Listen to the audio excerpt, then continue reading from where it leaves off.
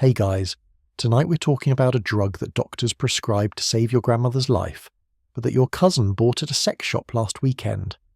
A medicine so legitimate it sat in every emergency room for a century, yet so notorious it's now sold as video head cleaner and leather polish because nobody can legally admit what it's actually for.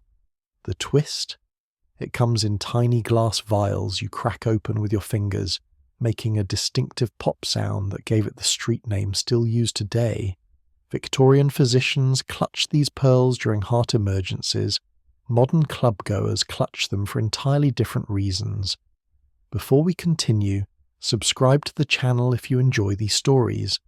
Write in the comments where you're watching from and what time it is. I always find it fascinating to see people from around the world united by one story. To understand how poppers went from respectable medicine to banned party drug, you first need to understand that most recreational substances started their lives with the best intentions. Heroin was cough syrup, cocaine was dental anesthetic. But poppers' journey is stranger because the drug never actually changed. Society just discovered what it had been doing all along. 1844, Paris. A chemist named Antoine Jérôme Ballard mixed amyl alcohol with nitrous acid in his laboratory. The result was a clear, yellowish liquid with a sweet, fruity smell that made your eyes water if you got too close. Ballard documented the synthesis, noted the volatile nature of the compound, and moved on to other experiments. He had created amyl nitrite, though he had no idea what to do with it. The chemical sat in scientific literature for 23 years, interesting to other chemists but useless to anyone else. French chemistry was thriving during this period. Scientists synthesized hundreds of new compounds annually. Most went nowhere. Amyl nitrite seemed destined for the same obscurity as countless other laboratory curiosities, gathering dust in academic journals. But 1867 changed everything. Edinburgh. Scottish physician Thomas Brunton faced a problem that killed thousands yearly. Angina pectoris, literally strangling of the chest, struck without warning. Patients clutched their chests, faces grey, gasping as coronary arteries constricted. Blood couldn't reach the heart muscle. Most died within minutes. Brunton tried everything: bloodletting, opium, digitalis. Nothing worked fast enough. He watched patient after patient die while treatments took effect too slowly or not at all. Brunton knew that bloodletting sometimes helped angina patients by reducing blood pressure. The problem was time. Cutting a vein and draining enough blood took precious minutes that dying patients didn't have. He needed something faster, something that could dilate blood vessels instantly. Then he remembered Ballard's amyl nitrite. The chemical was known to cause vasodilation in laboratory experiments. Brunton had read about its effects in medical literature, but had never considered practical applications. Desperate, he prepared a small dose. His next angina patient arrived in crisis, face purple, barely conscious.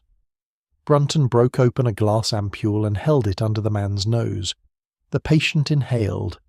30 seconds later, his face flushed red. The chest pain vanished. He was breathing normally. The man lived. Medical journals exploded with interest. Brunton published his results in 1867, and physicians across Europe and America immediately adopted amyl nitrite for angina. The drug worked exactly as advertised: instant vasodilation, immediate relief, lives saved. Pharmaceutical companies began manufacturing it in standardized doses, sealing the liquid in tiny glass capsules called pearls. You snapped the pearl between your fingers, heard a sharp pop, and inhaled the vapors. Simple, effective, revolutionary. Doctors carried these pearls everywhere. Heart attack, pop a pearl. Angina attack, pop a pearl. The drug became standard emergency equipment in hospitals, clinics, and physicians' bags worldwide. Medical schools taught its use, textbooks praised its efficacy, nobody questioned it. But something else was happening during those 30 seconds between inhalation and relief. Patients reported strange sensations, a sudden rush of heat spreading from chest to extremities, dizziness that felt like standing up too fast after lying down too long, a pounding in the ears synchronized with accelerated heartbeat, then a wave of euphoria, brief but unmistakable, before normal consciousness returned. Most doctors dismissed these as side effects, interesting but irrelevant compared to the life-saving primary function. The mechanism was straightforward enough. Amyl nitrite released nitric oxide in the bloodstream. Nitric oxide triggered smooth muscle relaxation throughout the cardiovascular system. Blood vessels widened. Blood pressure dropped sharply. The heart compensated by beating faster and harder, pushing blood through newly expanded pathways. Coronary arteries received more oxygen. Angina pain stopped. But that same smooth muscle relaxation affected other parts of the body too. Parts nobody discussed in Victorian medical journals. By the 1880s, amyl nitrite was everywhere in Western medicine. Every hospital stocked it. Every doctor prescribed it. Pharmaceutical companies produced millions of pearls annually. The drug's reputation remained spotless. Heart medication. Legitimate. Respected. Uncontroversial. Yet whispers began circulating through medical schools and nursing programs. Students noticed that inhaling amyl nitrite felt good beyond pain relief. That 30-second rush could be enjoyed recreationally. A few physicians admitted privately to trying it when they weren't treating patients. Medical literature occasionally mentioned abuse potential in carefully worded paragraphs, then moved on quickly to legitimate uses. The glass pearls were small, easily concealed, legally obtained. Doctors had unlimited access. Nurses could pocket them without suspicion. Medical students experimented during late-night study sessions. But society at large remained ignorant.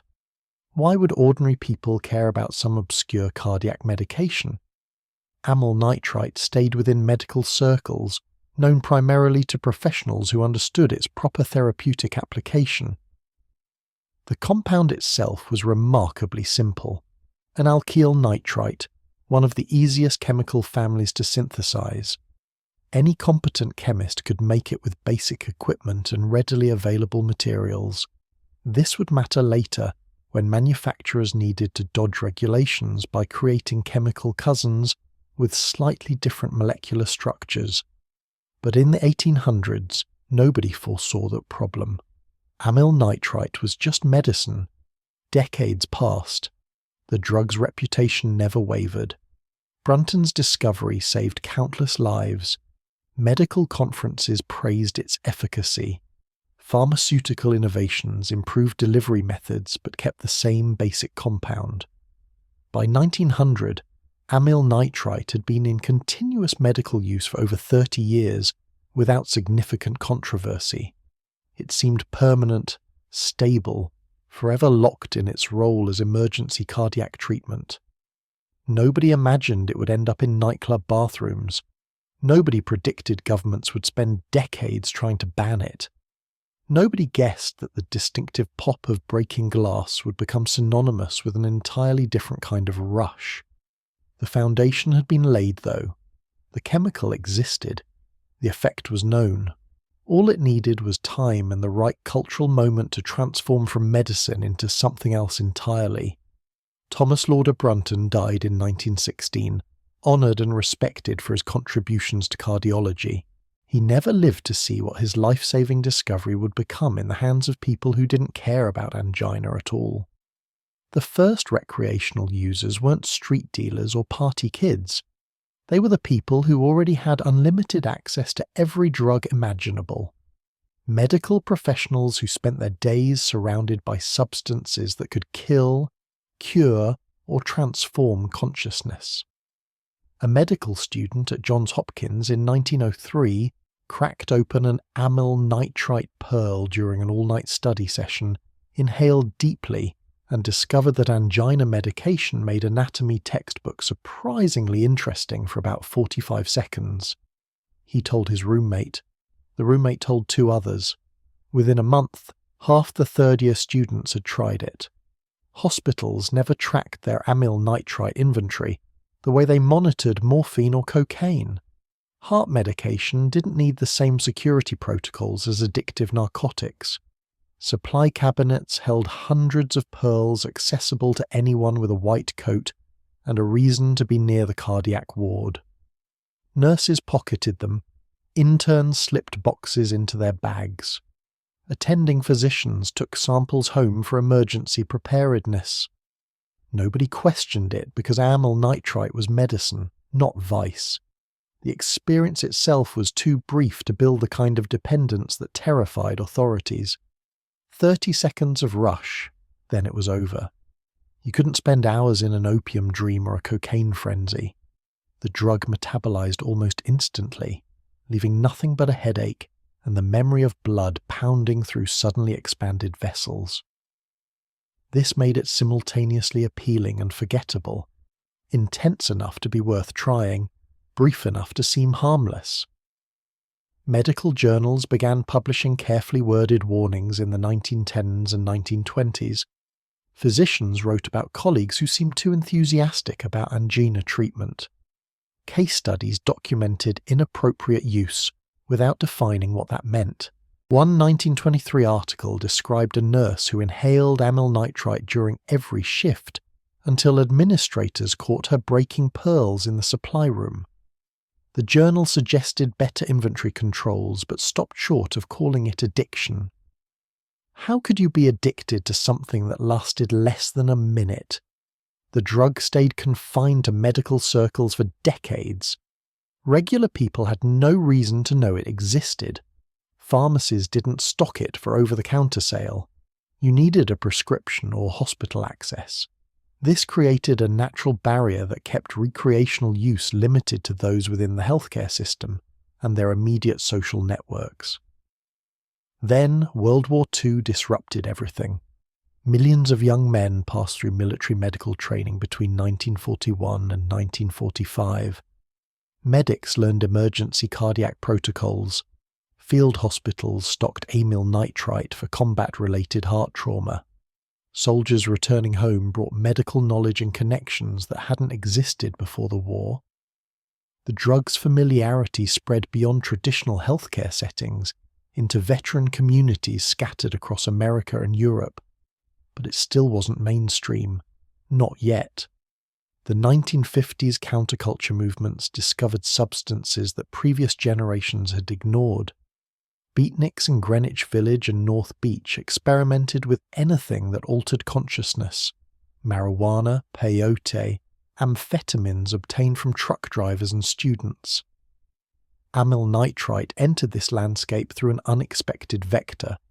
Artists and writers who had friends in medical school or worked part-time in hospitals.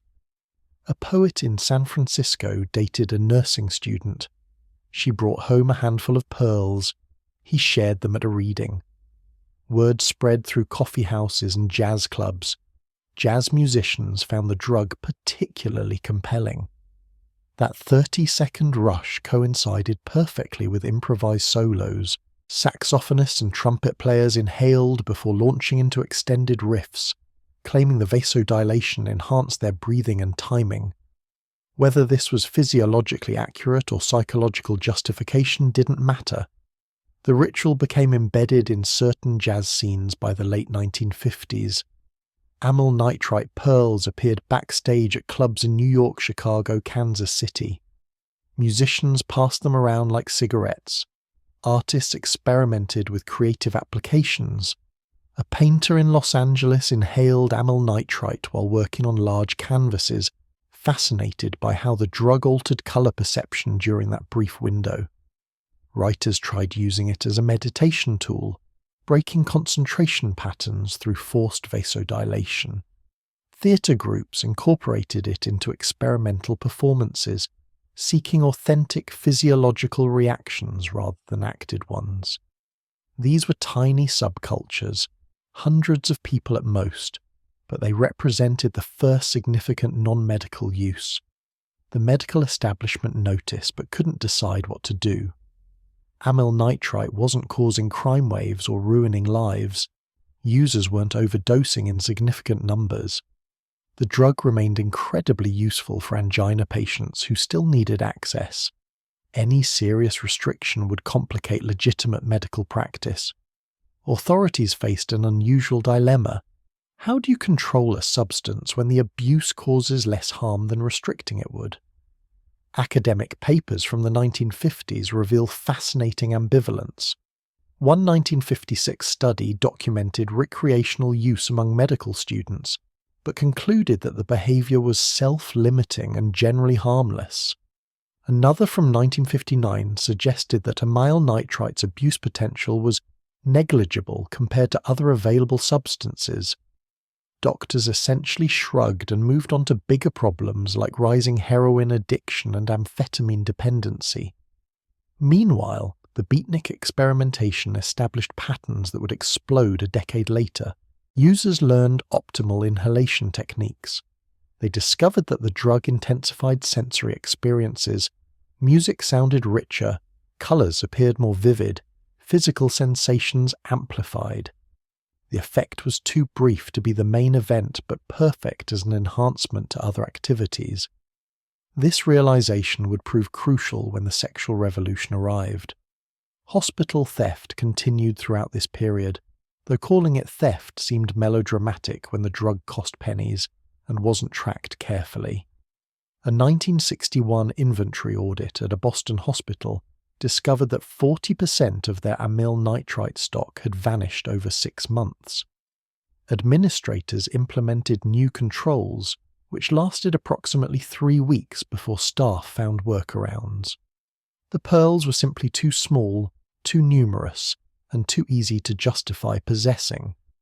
Pharmaceutical companies kept producing amyl nitrite in massive quantities because legitimate medical demand remained strong. Angina hadn't been cured. Heart disease killed more Americans than any other condition. Doctors still prescribed the drug routinely, still carried pearls in their bags, still taught its use to new physicians. The recreational market was a rounding error compared to medical volume. Why would manufacturers care if a few hundred bohemians in San Francisco were inhaling their heart medication for fun? The 1960s accelerated everything. Psychedelic culture exploded. Drug experimentation became mainstream among young people. Timothy Leary preached consciousness expansion. Ken Kesey's merry pranksters distributed LSD like candy. Marijuana use skyrocketed on college campuses. In this environment, amyl nitrite was almost quaint. A drug your chemistry professor might have tried in medical school, not dangerous or exciting enough to attract serious attention. But specific communities were paying attention. The gay underground, operating in shadows during an era when homosexuality remained illegal in most states, discovered that amyl nitrite enhanced intimacy in ways other drugs didn't. The smooth muscle relaxation had implications beyond cardiac health. Word spread through networks that couldn't advertise openly, passed person to person in bathhouses and private parties.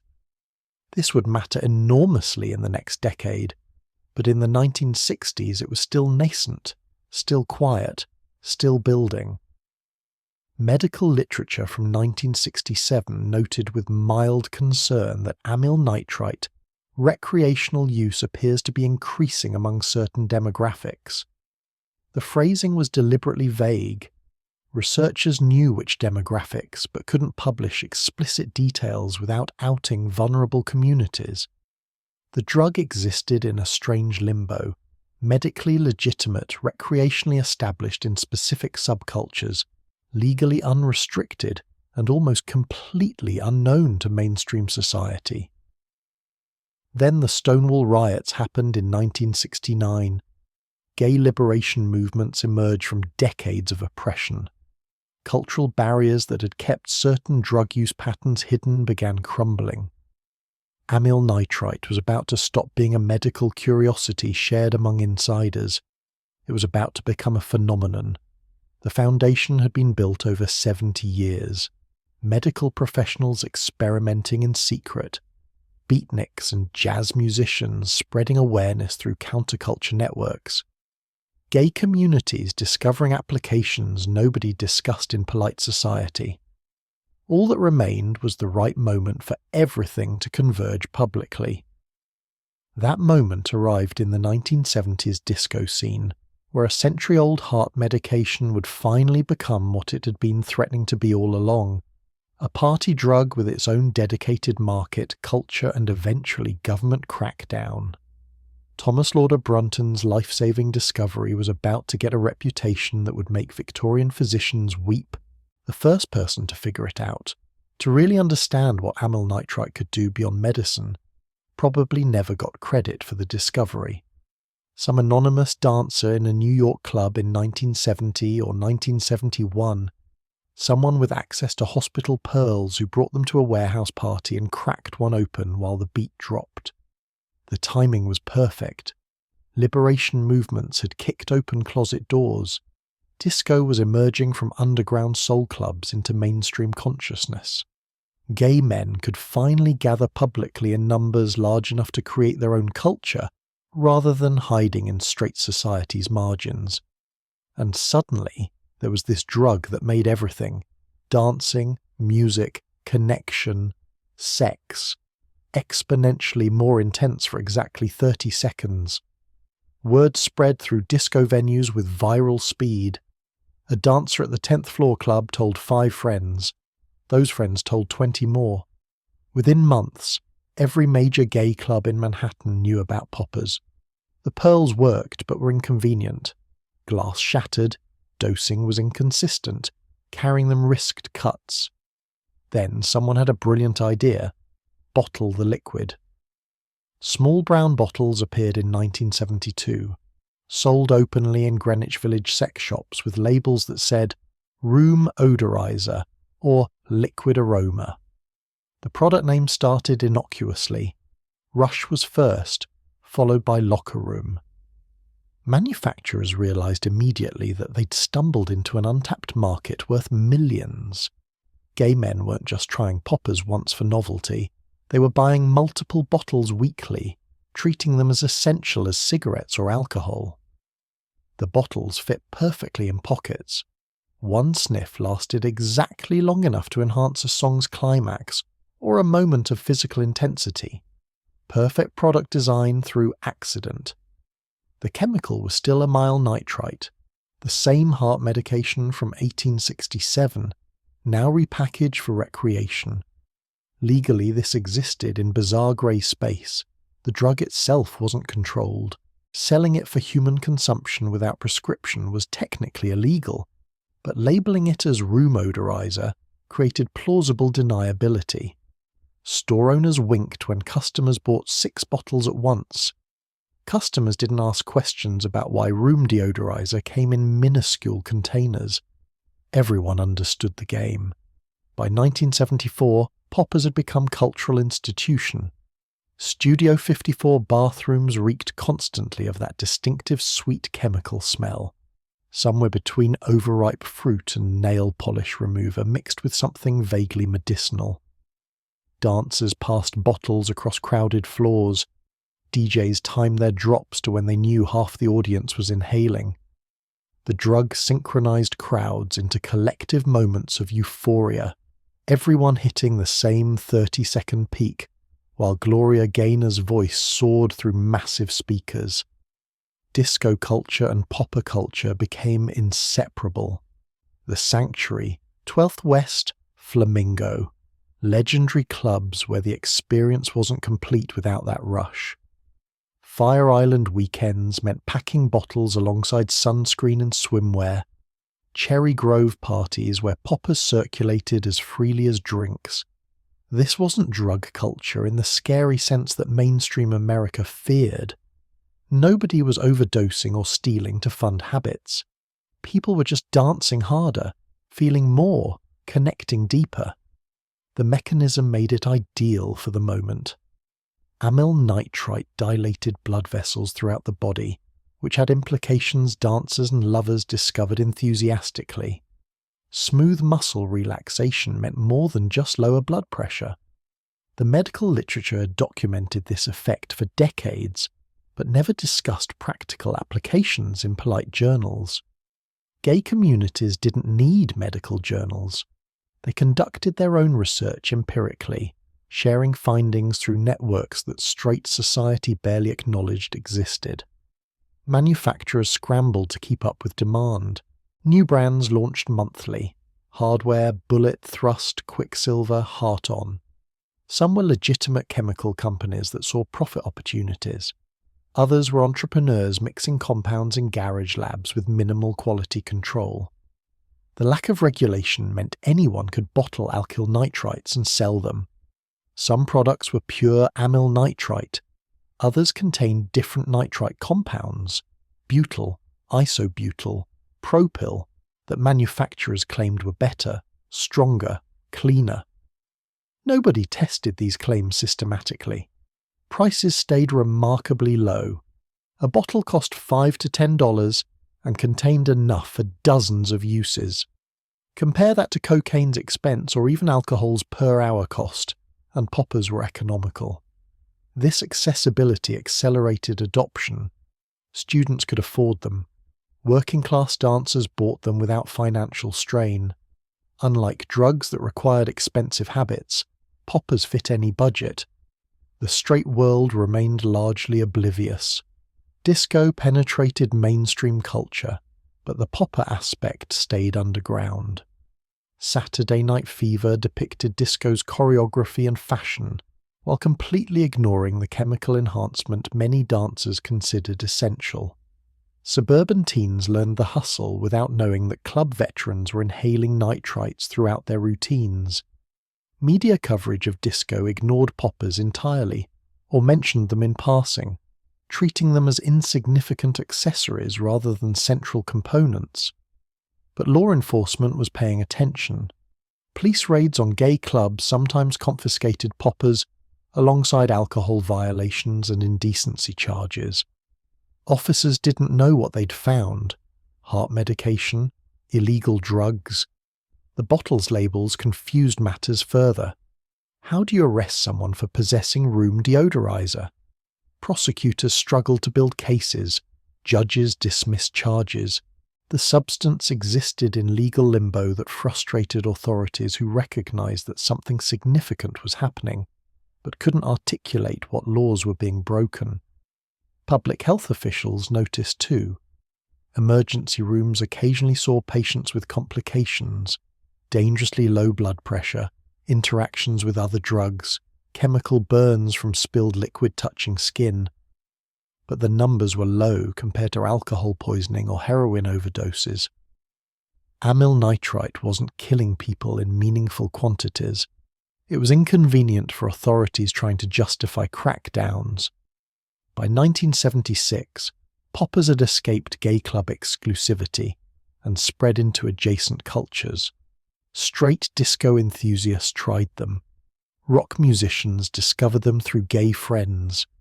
Certain punk scenes in New York and San Francisco experimented. The drug was becoming democratized, though gay communities remained primary users and cultural guardians. Heterosexual adoption never reached the same proportions because poppers' specific advantages mattered less in contexts where the smooth muscle relaxation wasn't particularly useful beyond mild euphoria. The branding grew increasingly aggressive. Manufacturers marketed directly to gay consumers without stating that explicitly. Advertisements in gay newspapers showed muscular models holding bottles. Names became more suggestive: Thrust, Ram, Crypt, Tonight. Packaging featured suggestive imagery that straight consumers might not recognize, but gay buyers understood instantly. This was niche marketing before that term became standard business practice. Quality varied wildly. Some manufacturers maintained pharmaceutical standards, producing consistent products. Others cut corners catastrophically.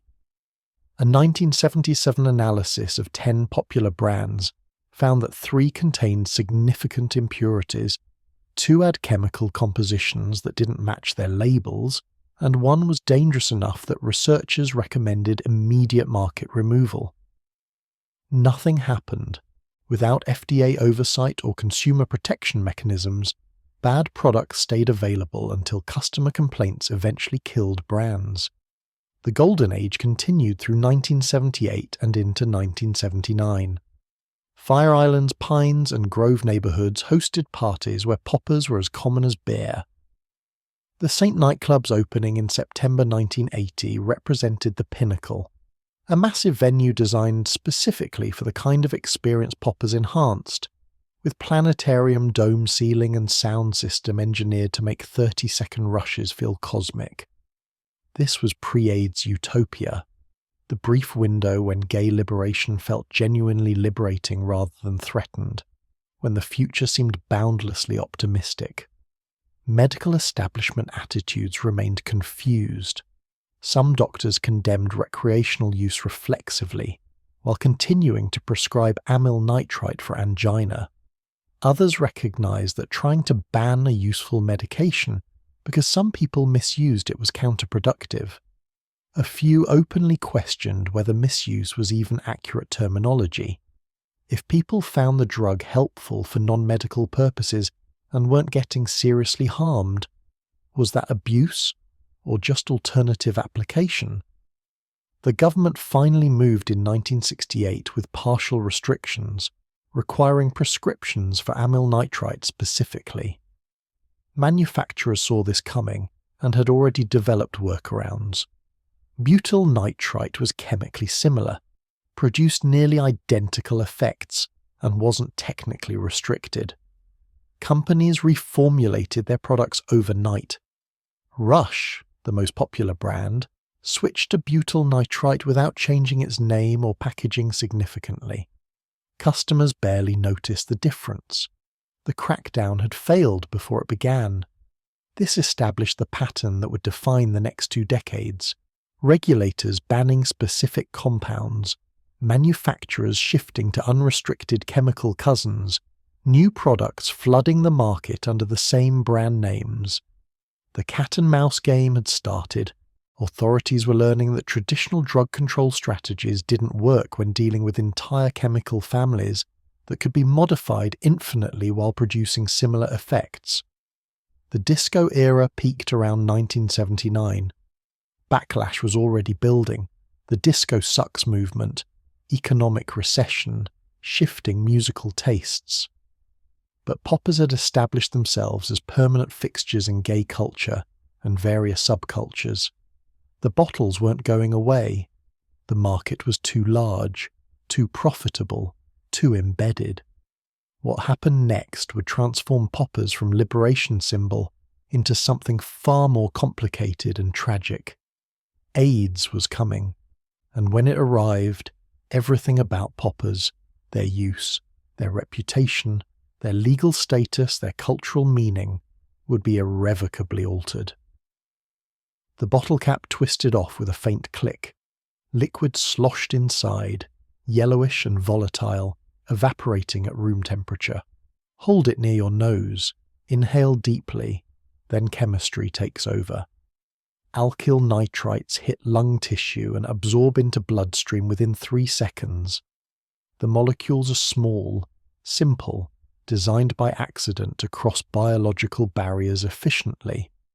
Once in blood, they break down immediately, releasing nitric oxide, the same compound your body produces naturally to regulate vascular tone.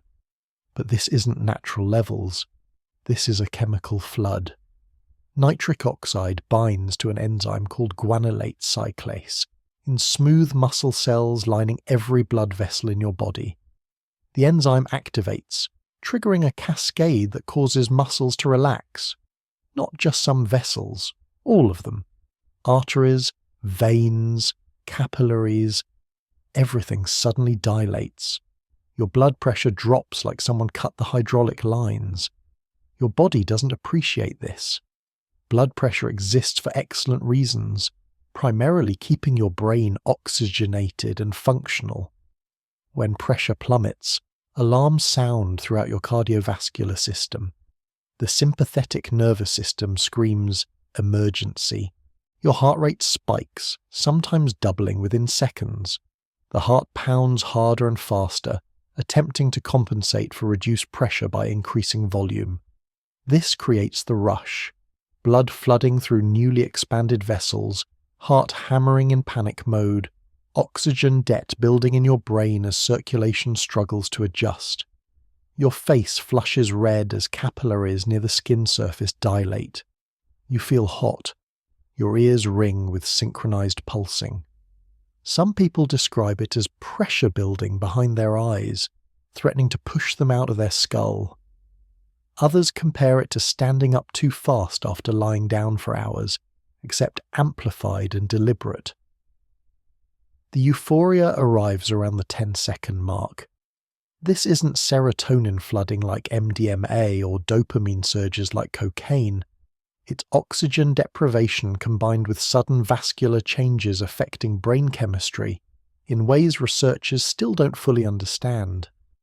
Some studies suggest nitric oxide itself has mild psychoactive properties beyond vascular effects. Others argue the euphoria is entirely secondary to cardiovascular chaos. Nobody knows definitively because funding for this research barely exists. Peak effects last 20 to 30 seconds, then the body begins recovering. Blood pressure slowly rises as nitrites metabolize. Heart rate decreases toward normal. Oxygen reaches the brain again. The flush fades. What remains is a headache, sometimes mild, sometimes crushing, caused by oxygen debt and vascular stress.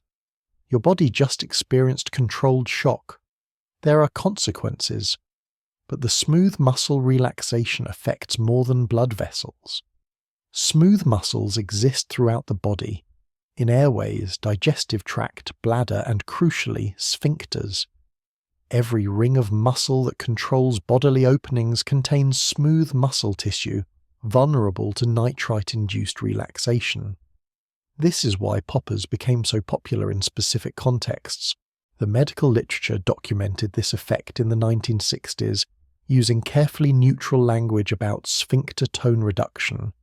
Users discovered practical applications that Victorian physicians never imagined. The sexual enhancement was real, not placebo. Reduced smooth muscle tension made certain activities more comfortable and pleasurable. Combined with mild euphoria and heightened sensation from increased blood flow, the drug became uniquely suited for intimacy. No other substance offered this specific constellation of effects without major side effects, like erectile dysfunction from alcohol or emotional distance from dissociatives. Poppers worked for their intended recreational purpose better than almost any alternative, except they weren't entirely safe. Emergency rooms started seeing unusual cases in the 1970s. Patients with blue-tinged skin and lips, confused and weak.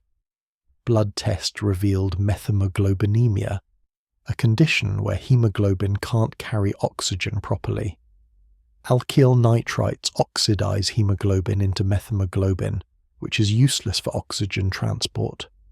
Usually the body clears small amounts quickly, but heavy popper use could push levels dangerously high. Severe cases required treatment with methylene blue to reverse the oxidation. Most users never heard about methemoglobinemia. The cases were rare enough that warnings didn't circulate widely. Besides, the symptoms, dizziness, headache, weakness, overlapped with normal popper effects. How would casual users distinguish between expected side effects and actual poisoning? They couldn't, and didn't. Chemical burns became another hidden problem. The liquid itself was corrosive. Spill it on skin and you'd get irritation or blistering. Inhale too deeply with your nose too close to the bottle opening and you'd damage nasal membranes. Long-term heavy users developed scarring in their nasal passages, persistent inflammation, even perforated septums in extreme cases. But these injuries developed gradually, and people blamed other causes: cocaine use, chronic sinusitis, allergies. The headaches worsened with repeated use. That pounding after effect intensified as blood vessels became sensitized to the expansion-contraction cycle. Regular users learned to accept increasingly severe headaches as the price of admission. Some took aspirin or ibuprofen preventatively. Others just suffered through. A few developed rebound headaches when they stopped using poppers, trapped in cycles where abstinence hurt as much as use. Drug interactions created the most dangerous scenarios, though almost nobody understood this in the 1970s and early 1980s. Combine poppers with other vasodilators and blood pressure could drop to catastrophic levels. Fainting was the least serious outcome: heart attacks, strokes, sudden death. But which drugs were dangerous to combine?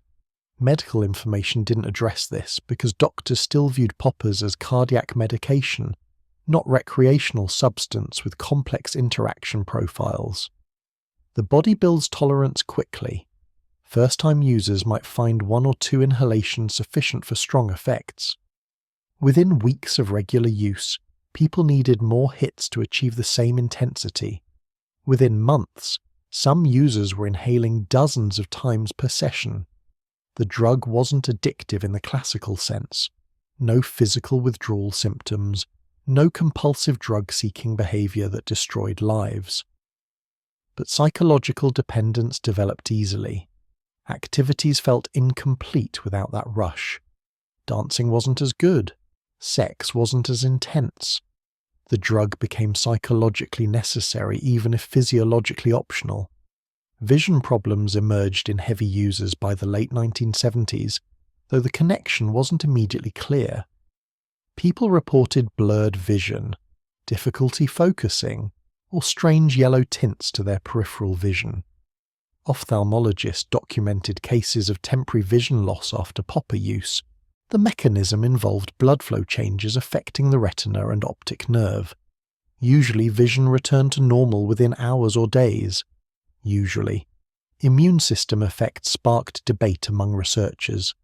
Some studies suggested that alkyl nitrites might suppress certain immune functions. White blood cell counts appeared lower in heavy popper users compared to controls. But correlation wasn't causation. Were poppers damaging immunity, or were users engaging in other behaviors that explain the immune changes? The research methodology was too weak to conclude anything definitively. Animal studies from the 1980s showed concerning results. Rats exposed to butyl nitrite developed tumours at higher rates than controls. The doses were unrealistically high, and extrapolating from rats to humans involved massive uncertainties. But the cancer signal was there, raising questions nobody could answer because human epidemiological studies didn't exist. Who was tracking long-term health outcomes in recreational popper users? Nobody. The data simply didn't exist. Cardiovascular stress from repeated use accumulated invisibly. Every popper hit was a minor cardiovascular event.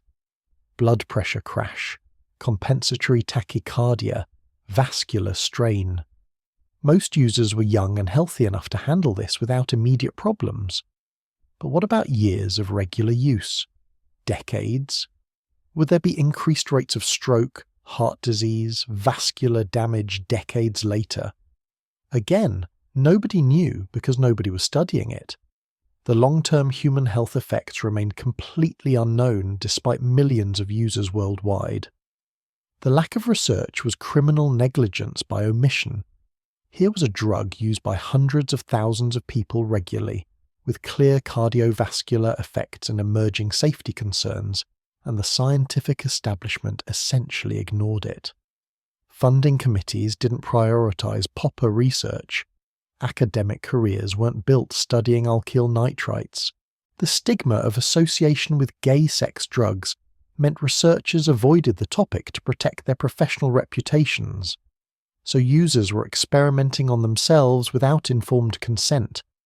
They didn't know about methemoglobinemia or vision risks or drug interactions or potential long-term cardiovascular damage. They knew poppers made them feel good for 30 seconds and gave them headaches afterward. That was the extent of widely available information. The gap between what medical science could have known with proper research and what users actually knew was vast and dangerous. Doctors who treated complications often couldn't help because they didn't recognize popper-related symptoms. A patient arriving with methemoglobinemia might get diagnosed with rare blood disorder rather than nitrite poisoning if they didn't disclose popper use. Many patients didn't disclose, either from embarrassment or because they didn't think it was relevant. Emergency rooms missed connections, failed to report patterns, didn't aggregate data that might have revealed systemic problems. The drug operated in darkness, legal grey zones, medical ignorance, social stigma, and deliberate lack of oversight combined to create perfect conditions for harm. Not catastrophic immediate harm like heroin overdoses, but insidious gradual harm that might only become apparent years or decades later. And by then, establishing causation would be nearly impossible. The irony was crushing. Amyl nitrite started as legitimate medicine with known effects and therapeutic value.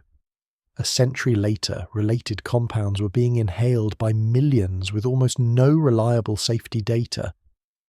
Victorian physicians understood the cardiovascular mechanisms better than 1980s recreational users did. Progress had somehow led backward into ignorance. Meanwhile, bottles kept selling. Manufacturers had no incentive to fund safety research that might reveal problems with their products. Users had no way to demand better information. Regulators ignored the issue because the drugs existed in legal limbo. The invisible hand of the market was supposed to provide optimal outcomes. Instead, it provided profitable ignorance. Your body on poppers, a 30-second roller coaster of vascular chaos, mild euphoria, and oxygen debt, followed by headache and unknown long-term consequences. Millions rode that roller coaster weekly without understanding the ride's mechanics or the track's condition. They just knew the thrill was worth the ticket price, for now. The FDA made its move in 1968, deciding that amyl nitrite's recreational popularity had become impossible to ignore. Prescriptions would now be required. Legitimate patients could still get the drug for angina.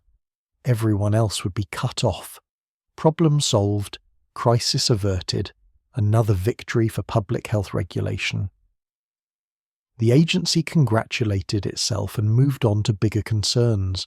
Manufacturers responded within 72 hours. Chemists simply shifted one carbon atom in the molecular structure, creating butyl nitrite instead of amyl nitrite. Same effects, same rush, same everything, but technically different enough that the FDA's amyl nitrite restriction didn't apply. Rush reformulated and stayed on shelves. Locker room continued selling. Hardware didn't miss a single shipment. The prescription requirement affected exactly nobody, except legitimate angina patients who now faced additional paperwork. The FDA had expected this workaround, but hoped manufacturers would respect the spirit of the regulation. They didn't. Why would they? The market was worth tens of millions annually and growing. Companies had discovered that alkyl nitrites represented nearly perfect products from a business perspective. Cheap to produce, intensely loyal customer base, minimal competition from established pharmaceutical giants who wouldn't touch the recreational market, and legal ambiguity that prevented serious enforcement. Butyl nitrite dominated the market through the 1970s, while regulatory agencies tried figuring out their next move. The Consumer Product Safety Commission got involved in 1979, declaring that products containing butyl nitrite were banned hazardous substances.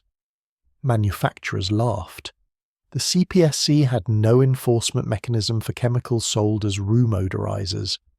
Besides, the agency's jurisdiction was murky when dealing with products explicitly labelled not for human consumption. That label became the master key unlocking infinite loopholes.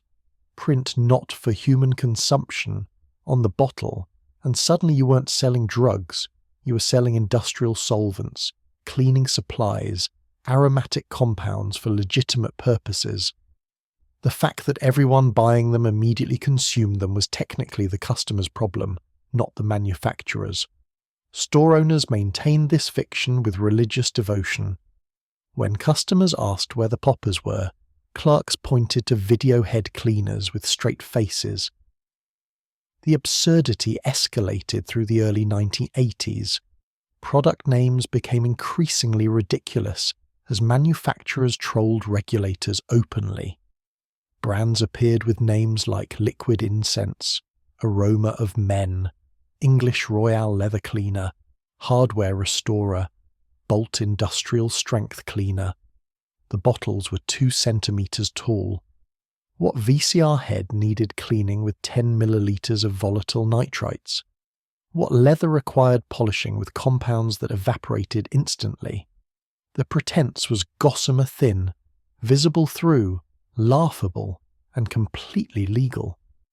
Congress finally acted in 1987, amending the Anti-Drug Abuse Act to ban butyl nitrite specifically. The celebration in Washington was premature.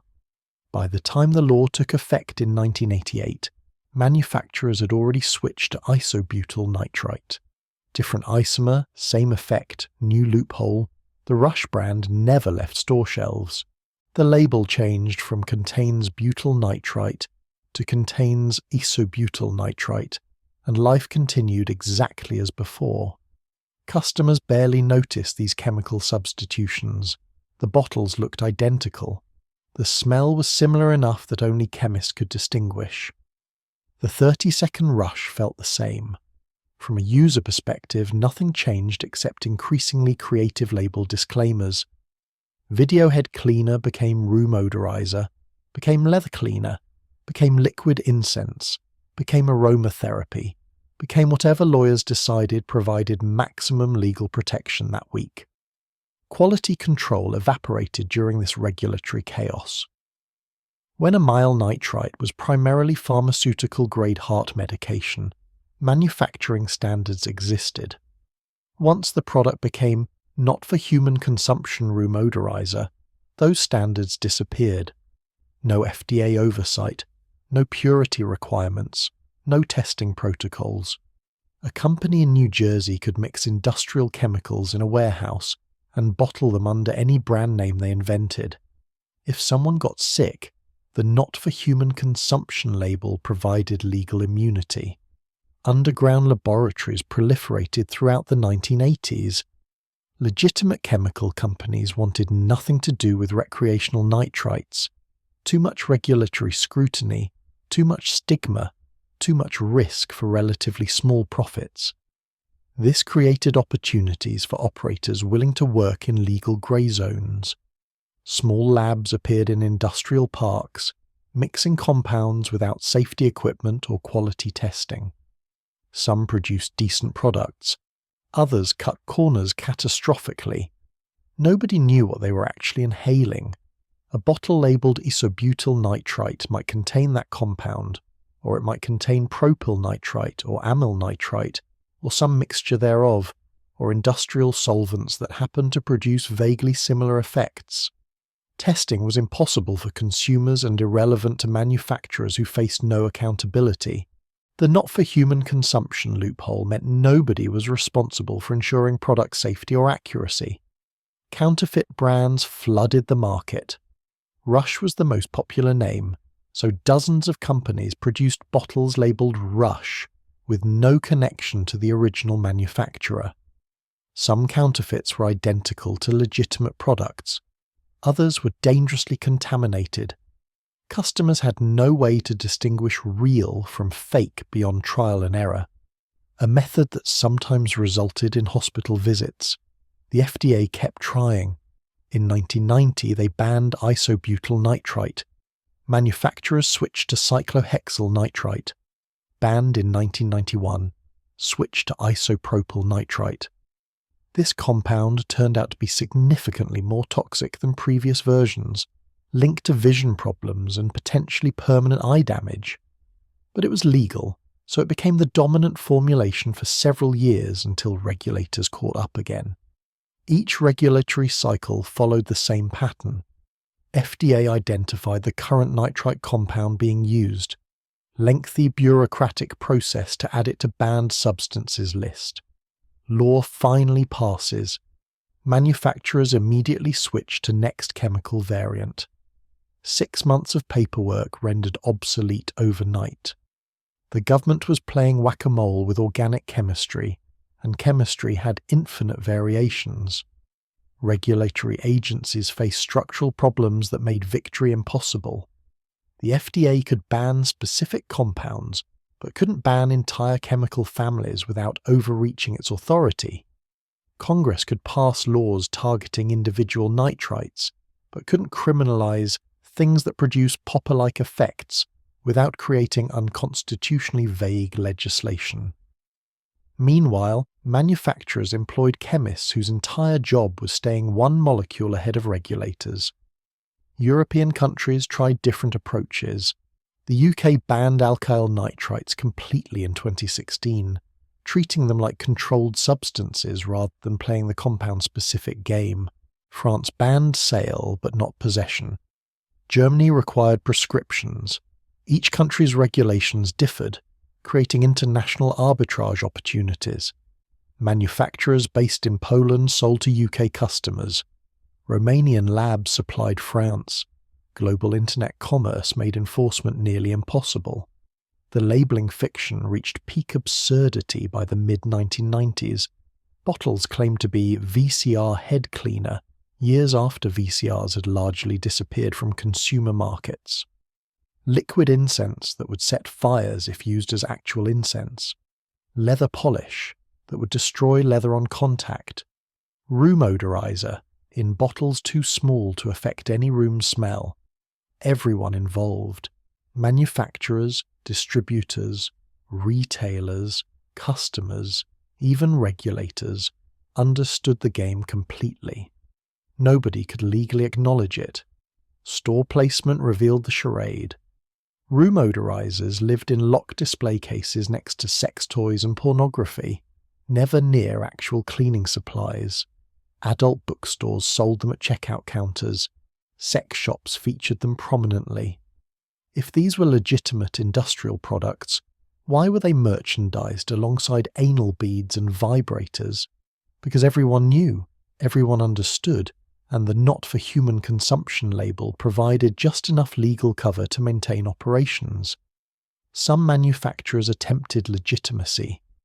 Great Lakes Products, maker of Rush, claimed their product was genuinely intended as room deodorizer, and any human consumption was misused by customers.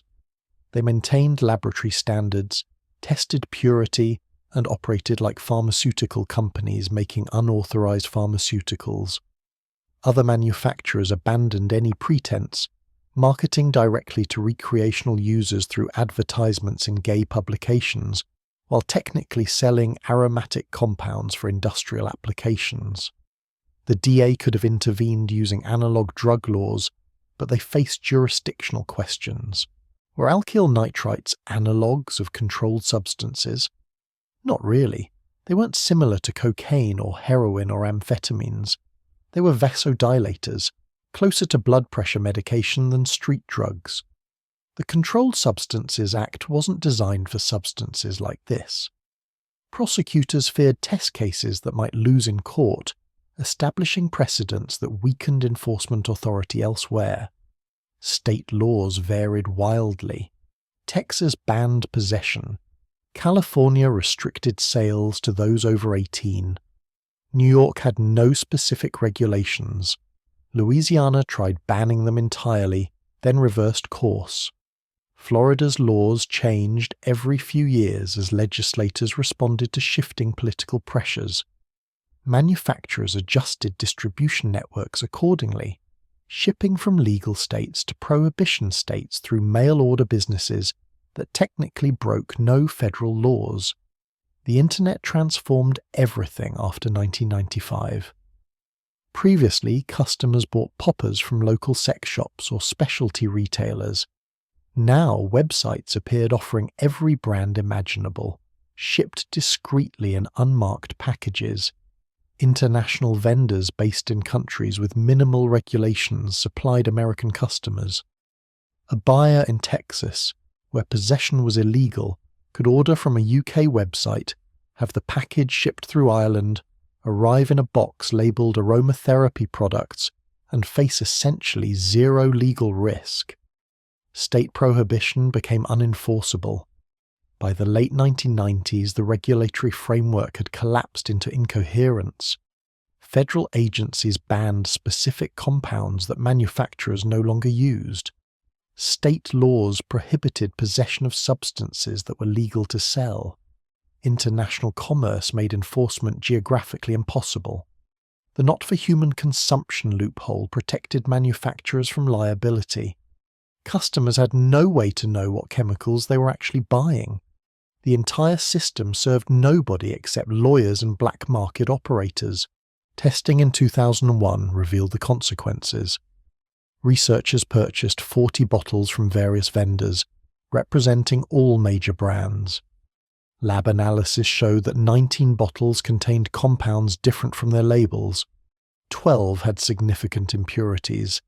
8 contained dangerous contaminants, including industrial solvents.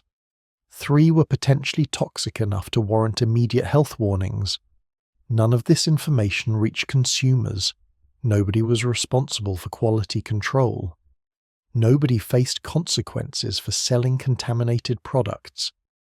The not-for-human consumption label made the entire market an accountability-free zone. The original pharmaceutical-grade amyl nitrite that Thomas Brunton used in 1867 was safer, purer, and better regulated than anything available in 2005.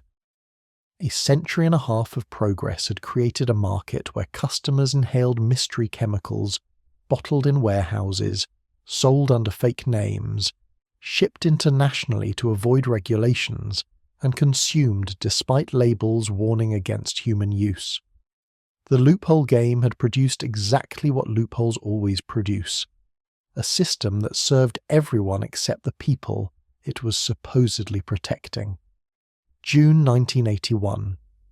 The CDC published a report about 5 gay men in Los Angeles with a rare pneumonia. All 5 had compromised immune systems. 2 were already dead. Nobody knew why healthy young men were suddenly dying from infections that typically only killed chemotherapy patients.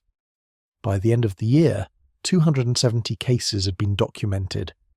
By 1982, the disease had a name: acquired immune deficiency syndrome.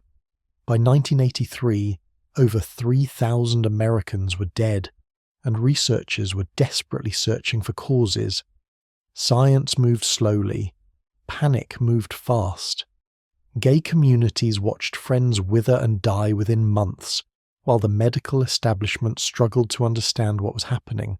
Every potential risk factor became suspect: bathhouses, anal sex, multiple partners, drug use, and poppers, those little brown bottles that had become synonymous with gay liberation, suddenly looked sinister under the microscope of an epidemic nobody understood.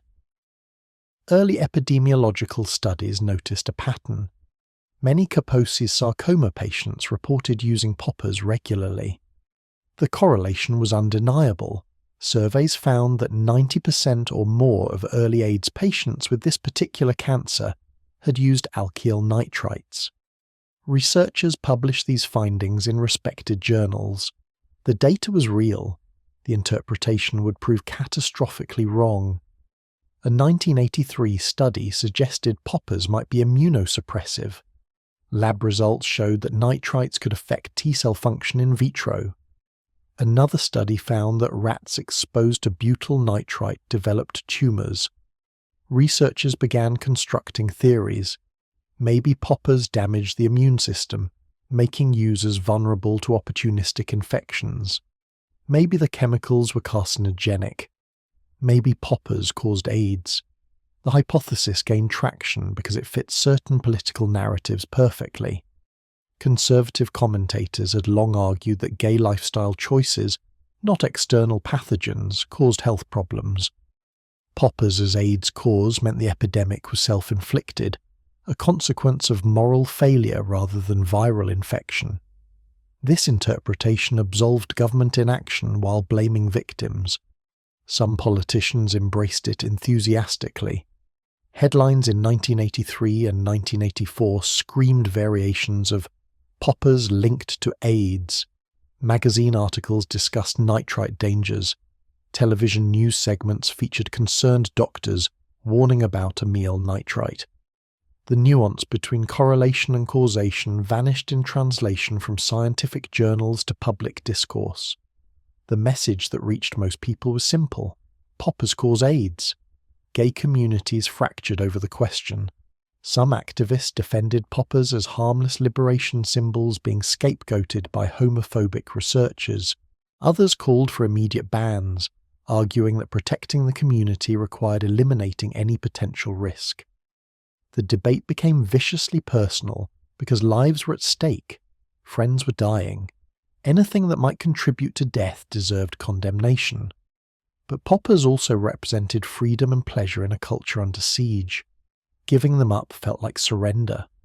Scientists kept investigating. By 1984, researchers had identified HIV as the causative agent of AIDS, a virus, not poppers. But the poppers cause cancer theory persisted because Kaposi's sarcoma rates remained mysteriously higher in gay men with AIDS compared to other AIDS patients. Maybe HIV caused AIDS, but poppers caused KS? The hypothesis evolved rather than dying. Studies throughout the mid-1980s produced contradictory results. Some found associations between poppers and KS. Others found no relationship after controlling for sexual behaviour. Sample sizes were often small. Methodologies varied. Confounding variables made interpretation difficult. Gay men who used poppers frequently also tended to have more sexual partners, making it impossible to separate nitrite effects from exposure to sexually transmitted infections, including HIV. Research funding became political battlefield. Conservative legislators didn't want tax dollars spent studying gay sex drugs. Liberal advocates wanted resources focused on HIV research and treatment, not distractions like poppers. Pharmaceutical companies had no commercial incentive to fund studies on recreational nitrite safety. The result was chronic underfunding. Critical questions went unanswered because nobody would pay for rigorous long-term studies. The FDA used AIDS panic to justify aggressive enforcement. If poppers might contribute to an epidemic killing thousands, regulatory agencies finally had political cover to crack down seriously. Raids on manufacturers intensified. Shipments were seized at borders. Stores selling poppers faced harassment. The room odorizer loophole provided less protection when prosecutors could argue that selling these products amounted to contributing to public health crisis. Some manufacturers quietly exited the business. The reputational damage and legal risks outweighed profits. Others doubled down, arguing that AIDS scapegoating was government overreach based on bad science. Russia's parent company maintained that their product was safe and that correlation didn't prove causation. They were right about causation but wrong about safety. The product still caused health problems, just not AIDS. By 1990, the scientific consensus was shifting. Larger studies with better methodologies found no causal relationship between poppers and AIDS progression. HIV viral load predicted disease progression. Nitrite use didn't. The Kaposi's sarcoma mystery remained unexplained but clearly wasn't caused by poppers directly. Researchers suspected a separate herpes virus, later identified as HHV8, was responsible for KS, with immune suppression from HIV allowing it to flourish.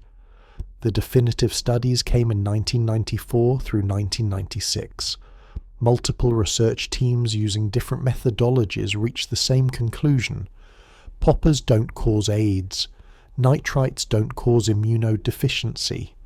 The correlation existed because poppers were popular among gay men, the same population devastated by HIV. The association was demographic, not causal. A decade of panic based on mistaking correlation for causation. Thousands of news articles and policy decisions founded on flawed interpretation of preliminary data. But the damage was permanent. Public perception had solidified. Poppers were dangerous AIDS-related drugs. Parents warned children. Health classes listed poppers alongside heroin and cocaine as deadly substances. The brief window when they'd been relatively mainstream recreational drugs closed forever, poppers were re-stigmatized, pushed back underground, associated with death and disease rather than disco and liberation. The scientific correction barely penetrated public consciousness.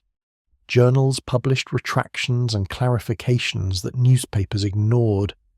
Researchers gave interviews explaining that poppers didn't cause AIDS, but these nuanced explanations couldn't compete with years of sensational headlines.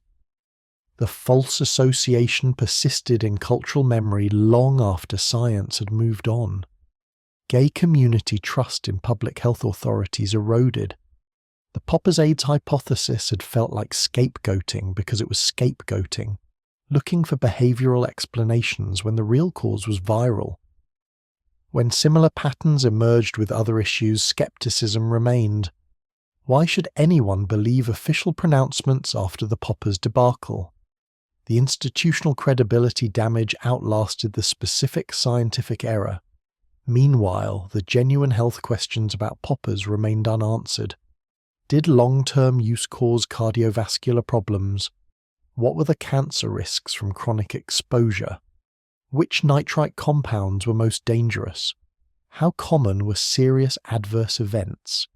Nobody knew because nobody was funding comprehensive research. The AIDS distraction had consumed resources that should have gone toward understanding actual nitrite health effects. Emergency room doctors saw complications throughout the 1990s that suggested poppers weren't harmless. Vision problems increased. Methemoglobinemia cases continued appearing. Interactions with the new erectile dysfunction medications caused several deaths when Viagra launched in 1998. Combining sildenafil with poppers could drop blood pressure to fatal levels. These were real dangers, documented in medical literature, largely ignored by recreational users who never heard the warnings. The lack of education created information vacuum.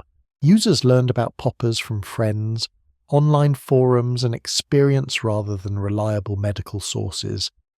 Harm reduction efforts struggled because poppers existed in legal and social grey zones that made public health campaigns nearly impossible. How do you conduct educational outreach about products that aren't legally sold for human consumption?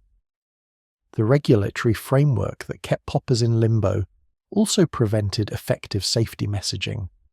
Patient advocacy proved difficult because admitting popper use meant disclosing information many people preferred keeping private.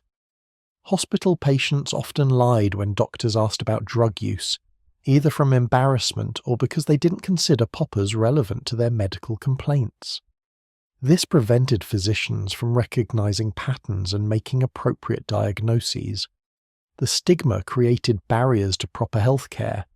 Research ethics became complicated. Studying poppers' health effects required giving people nitrites and measuring outcomes. But institutional review boards questioned whether this was ethical given uncertain risks. Observational studies faced methodological challenges because heavy users differed from non-users in multiple ways beyond nitrite exposure. Teasing out specific effects from confounding variables required large sample sizes and long follow-up periods that cost millions. Nobody wanted to fund it. By 2000, poppers had been used recreationally for 30 years and medically for 130 years. The scientific understanding of their long-term health effects was barely more sophisticated than it had been in 1970. Researchers knew the acute cardiovascular mechanisms, They knew about methemoglobinemia and vision problems. They had theories about cancer risks based on animal studies. But the comprehensive data needed to quantify actual risk. How dangerous are poppers, really? Simply didn't exist. The AIDS panic had demonstrated how easily bad science becomes weaponized policy. Preliminary correlations transformed into certain knowledge. Nuanced findings became absolute conclusions. Political agendas shaped interpretation. Media amplified errors. And eventually, even after correction, the false beliefs persisted because retractions never achieved the same reach as initial accusations. Poppers survived the AIDS era with their market intact, but their reputation destroyed. The bottles still sold in sex shops and online. People still used them for the same reasons they always had. But the cultural meaning had changed. What had been liberation symbol became tainted with disease associations that scientific correction couldn't erase. The smell of poppers in clubs would forever carry echoes of funerals and fear, even after everyone learned the association was false. The questions piled higher. What happens to cardiovascular health after decades of regular use? Why do some people experience severe complications while others use poppers for years without obvious problems? What's the actual cancer risk? Which compounds are safest? How do you reduce harm when prohibition creates unregulated markets full of contaminated products? Nobody was looking for answers. Nobody was funding the research. The institutional failure was complete. AIDS revealed how little society actually knew about poppers despite their ubiquity. The panic exposed regulatory gaps, scientific weaknesses, and public health failures. But instead of prompting better research and sensible regulation, the crisis just pushed poppers further underground, where mystery chemicals continued circulating in bottles labelled with increasingly absurd lies, consumed by users with essentially zero reliable information about what they were actually doing to their bodies over time. The Victorian physicians who prescribed pharmaceutical-grade amyl nitrite knew more about patient risks than modern users buying contaminated isobutyl nitrite from Romanian websites. The AIDS era ended with bitter lessons. Correlation isn't causation. Panic produces bad policy. Stigma prevents education. And prohibition creates black markets more dangerous than the substances being prohibited. Nobody learned. The pattern would repeat with other drugs, other panics, other failures. But for poppers specifically, the damage was permanent.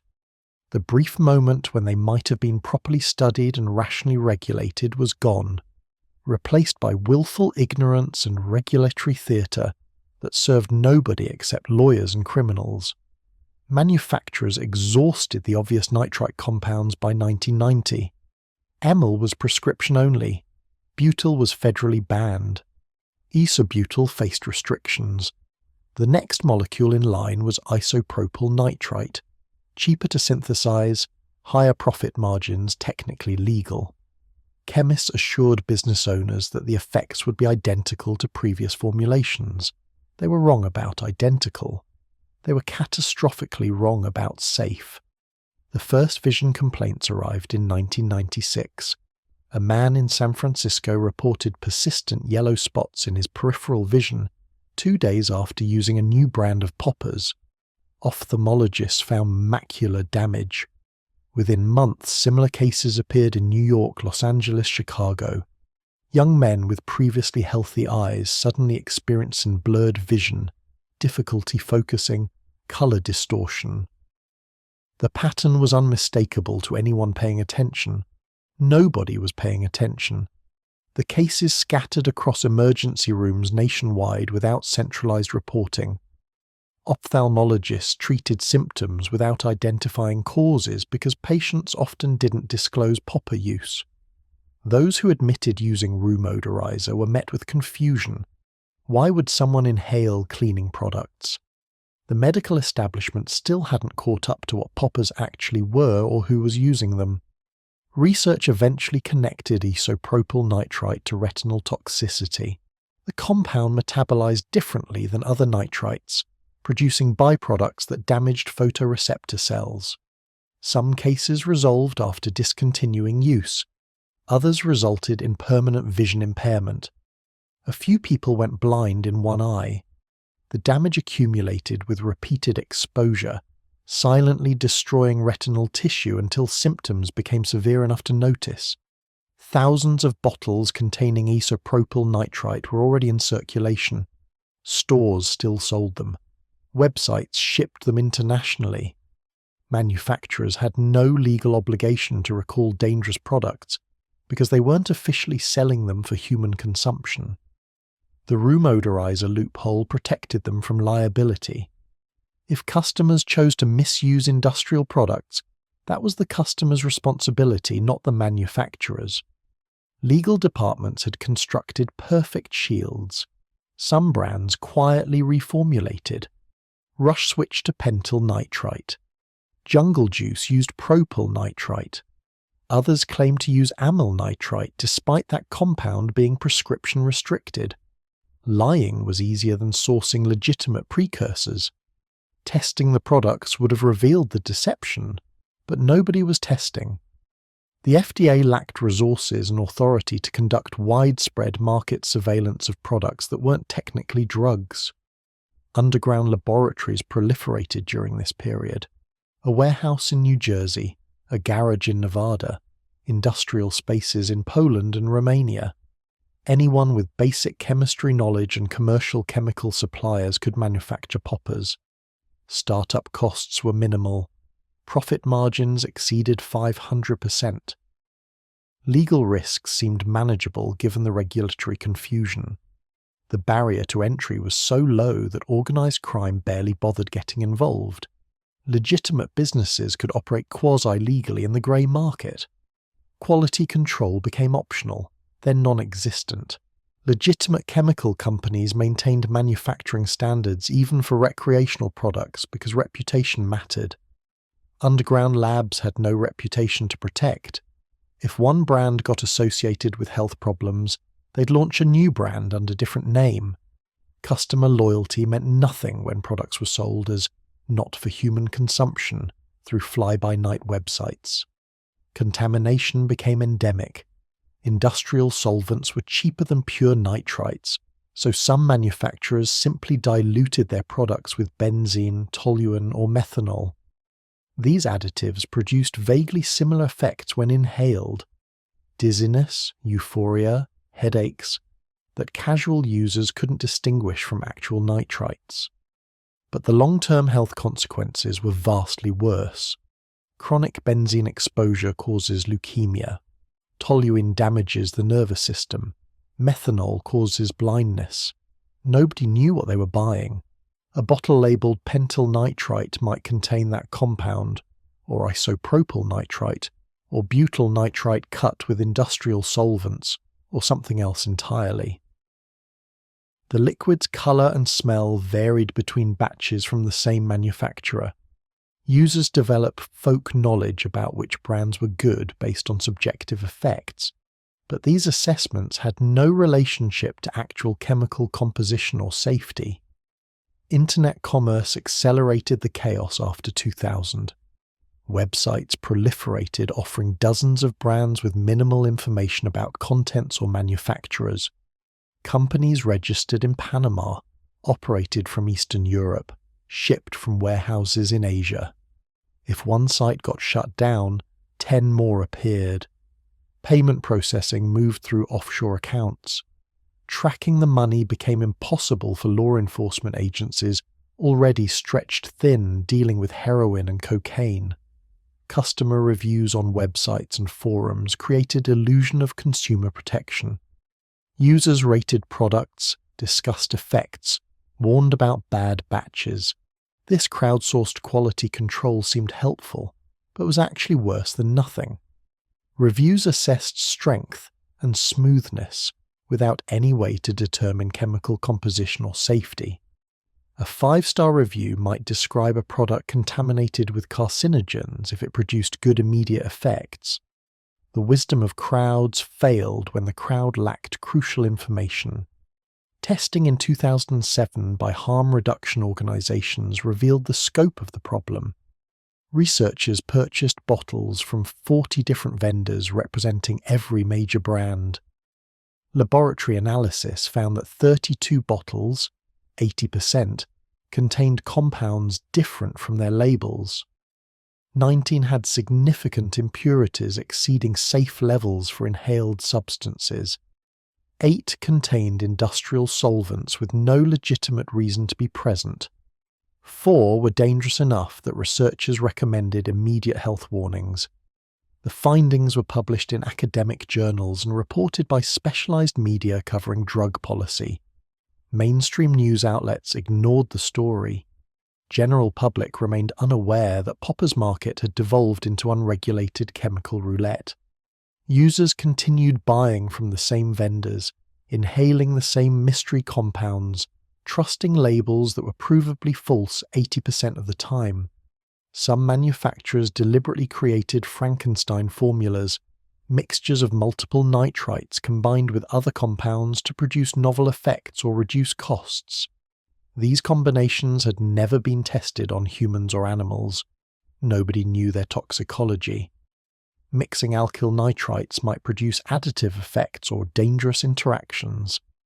Adding industrial solvents created completely unpredictable chemical cocktails. Every bottle was human experimentation without consent or oversight.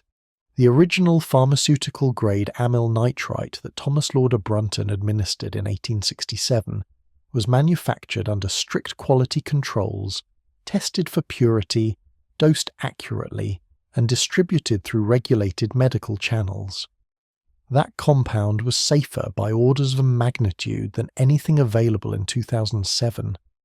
Progress had moved backwards. Medical science had created a life-saving drug. Prohibition and regulatory failure had transformed it into toxic mystery liquid, sold through websites that disappeared before complaints could be filed. Butyl nitrite reappeared in products despite federal bans, sometimes labeled honestly, often hidden in unlabeled mixtures. Manufacturers knew that enforcement was minimal and penalties were trivial compared to profits. Getting caught meant paying small fines, shutting down one company and immediately opening another under different name. The business model was bulletproof against legal pressure. Cyclohexyl nitrite emerged as fashionable alternative around 2005, marketed as new generation poppers that were supposedly cleaner and safer. This was marketing fiction. Cyclohexyl nitrite was simply another alkyl nitrite that happened to be temporarily legal. Its safety profile was completely unstudied. Users were guinea pigs testing novel compounds based on manufacturers' unverified claims. Some reported that cyclohexyl formulations caused worse headaches. Others insisted they were smoother. Nobody actually knew because nobody was measuring anything. Hospital emergency rooms saw increasing complications, but couldn't establish patterns because patients used products from different vendors containing unknown chemicals.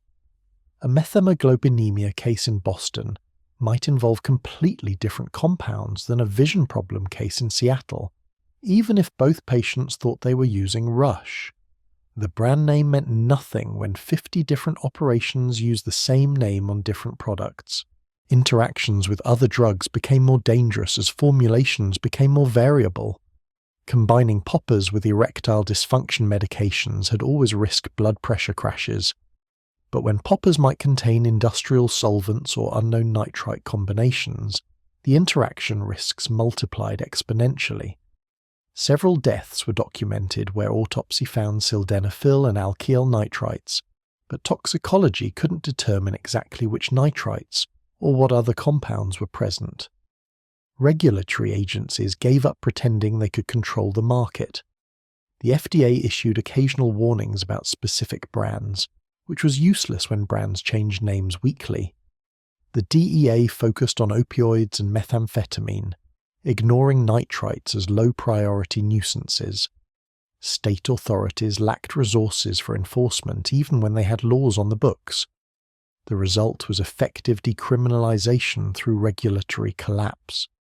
Not because anyone decided poppers should be legal, but because making them illegal had proven impossible. By 2010, the transformation was complete. A drug that began as precisely dosed pharmaceutical medicine had become nebulous category of unknown chemicals sold under fake names, manufactured in unregulated facilities, distributed through untraceable channels, and consumed by users who had absolutely no idea what they were inhaling. The bottles looked the same. The effects felt familiar. The chemistry was chaos. Users who started taking poppers in the 1970s disco era had inhaled pharmaceutical-grade butyl nitrite manufactured to medical standards. Users in 2010 were inhaling mystery liquids that might be pentyl nitrite, might be isopropyl nitrite, might be industrial solvents, might be something nobody had ever synthesized before. The experience of using poppers remained similar across decades. The actual risk had increased exponentially while becoming completely invisible. Testing revealed heavy metals in some bottles, lead, mercury, cadmium, introduced through contaminated precursor chemicals or unclean manufacturing equipment.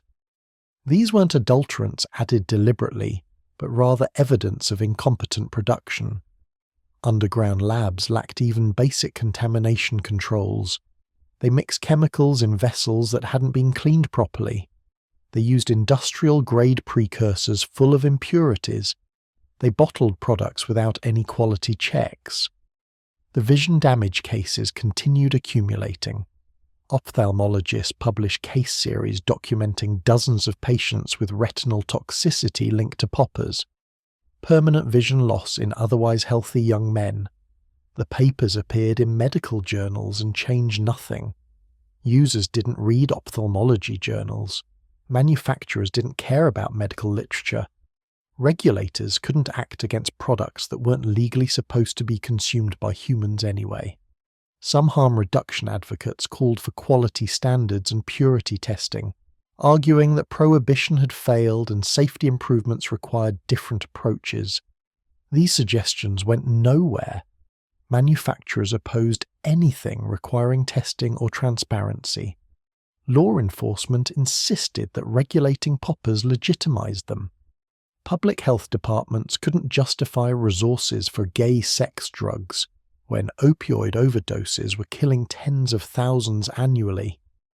The political will for rational policy didn't exist. The market reached equilibrium in chaos. Hundreds of brands, dozens of active manufacturers, thousands of retail locations online and offline, millions of users globally, zero quality control, zero accountability, zero reliable information about what products contained, zero mechanism for warning consumers about dangerous batches, zero funding for safety research. This was the endpoint of prohibition applied to easily synthesizable chemicals with devoted user bases. Not elimination of the drug, but elimination of any possibility of safety. Thomas Brunton would have been horrified.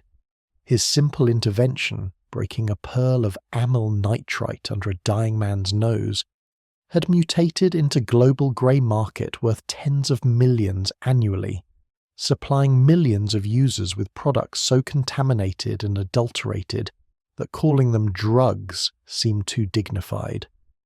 They were mystery liquids in brown bottles bearing fictional labels, sold through deliberately obscure channels, consumed despite warnings not to consume them, and causing health problems that nobody tracked systematically. This was the chemical Frankenstein era, where the monster was in every bottle, wearing the mask of a drug that once saved lives. The internet destroyed whatever remained of geographic boundaries. A website registered in the Cayman Islands, operated from a server in Romania, selling products manufactured in Poland, could ship poppers to customers anywhere on Earth. Payment processed through Malaysian banks. customer service emails routed through VPN networks masking actual locations. Shutting down one site meant nothing when the operator launched 3 replacements before lawyers finished drafting cease and desist letters. UK rave culture discovered poppers around 2002, importing American club traditions wholesale. Manchester warehouses and London clubs filled with teenagers who'd never heard of Studio 54, but knew that little brown bottles enhanced bass lines and lights. The drug crossed demographic boundaries. Not just gay men anymore, but straight ravers, university students, curious experimenters. What had been subculture staple became rave scene accessory, sold openly at festivals and club nights. European regulatory responses varied wildly and often contradictorily. France banned sales in 2011, then reversed the ban in 2013 after advocacy groups argued prohibition increased harm. The ban returned in 2018, then courts overturned it again in 2021. This regulatory whiplash meant French consumers never knew if poppers were legal or illegal in any given year. Vendors adapted by operating from neighbouring countries with looser rules. Germany required prescriptions, but enforcement was sporadic. Walk into certain Berlin sex shops and poppers sat openly on shelves. Other regions prosecuted retailers aggressively. The federal structure created patchwork enforcement where identical actions were legal in Bavaria and criminal in Hamburg. Users learned which cities tolerated sales and which didn't, planning purchases accordingly. The Netherlands embraced pragmatic harm reduction, allowing sales while implementing quality standards for some products. This approach made sense theoretically, but failed practically because manufacturers simply didn't comply with voluntary guidelines. Testing requirements that weren't mandatory were ignored. The Dutch market ended up as contaminated as everywhere else, just with more official-looking labels creating false sense of security. Australia moved toward comprehensive prohibition starting in 2018. The Therapeutic Goods Administration scheduled alkyl nitrites as dangerous poisons in most states. Possession became illegal, not just sales. Maximum penalties included substantial fines and potential imprisonment. This was the strictest approach any developed nation had attempted since poppers became recreational drugs. The Australian ban had predictable consequences. Legal sales disappeared overnight. Black market sales exploded. Quality deteriorated immediately as legitimate vendors exited and underground operators took over. Prices tripled. Users who'd been buying tested products from known suppliers now bought mystery compounds from anonymous internet dealers. Harm increased exactly as harm reduction advocates predicted, while usage rates remained essentially unchanged.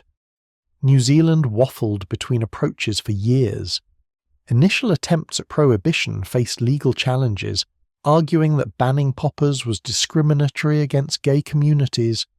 Courts agreed in some cases. The government tried reclassifying them as restricted substances instead of banned ones. This created a Byzantine system where selling was illegal, but possession wasn't, unless you possessed with intent to supply, which was determined by quantity in your possession, leading to absurd situations where someone with 4 bottles could be prosecuted as dealer. Canada split the difference unsatisfyingly. Health Canada prohibited sale of alkyl nitrites for recreational purposes in 2013, but possession remained legal, and recreational purposes was undefined, allowing vendors to claim they sold for other applications. The result was legal chaos where everyone knew the law was being violated constantly, but prosecutors couldn't build cases that survived court challenges. Asian markets emerged as major consumers by 2010. Japan's club scene adopted poppers enthusiastically. South Korea's gay communities used them widely despite harsh drug laws for other substances. Chinese manufacturers entered production, creating compounds for export that they never sold domestically. The global supply chain became impossibly tangled. precursor chemicals from India, manufacturing in China, bottling in Poland, distribution through UK websites, consumption worldwide. International law enforcement cooperation was theoretical. A French detective investigating illegal popper sales might trace the vendor to Romania, discover the manufacturer was in Poland, find that payments went to Malaysian accounts, and give up because coordinating action across 4 jurisdictions for relatively minor offence consumed resources better spent on heroin trafficking. Poppers existed in sweet spot of being significant enough to be problem, but not significant enough to justify serious international enforcement. Online review culture created bizarre dynamic where customers rated mystery chemicals like wines. This one gave smooth rush with minimal headache, 4.5 stars. That brand burned my nose, 2 stars. The reviews were meaningless for safety assessment but shaped purchasing decisions. A product could be contaminated with carcinogens but get 5 stars if the immediate effects felt good. Long-term health consequences weren't part of rating systems designed for consumer electronics and restaurants.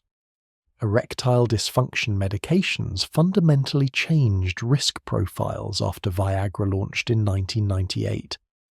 Both sildenafil and nitrites were potent vasodilators. Combining them could drop blood pressure to dangerous levels. Several deaths were documented within the first year. Medical professionals tried warning patients, but the populations using ED medications and poppers often didn't disclose one or both to their doctors. The deaths continued. A 2005 case in New York illustrated the problem perfectly.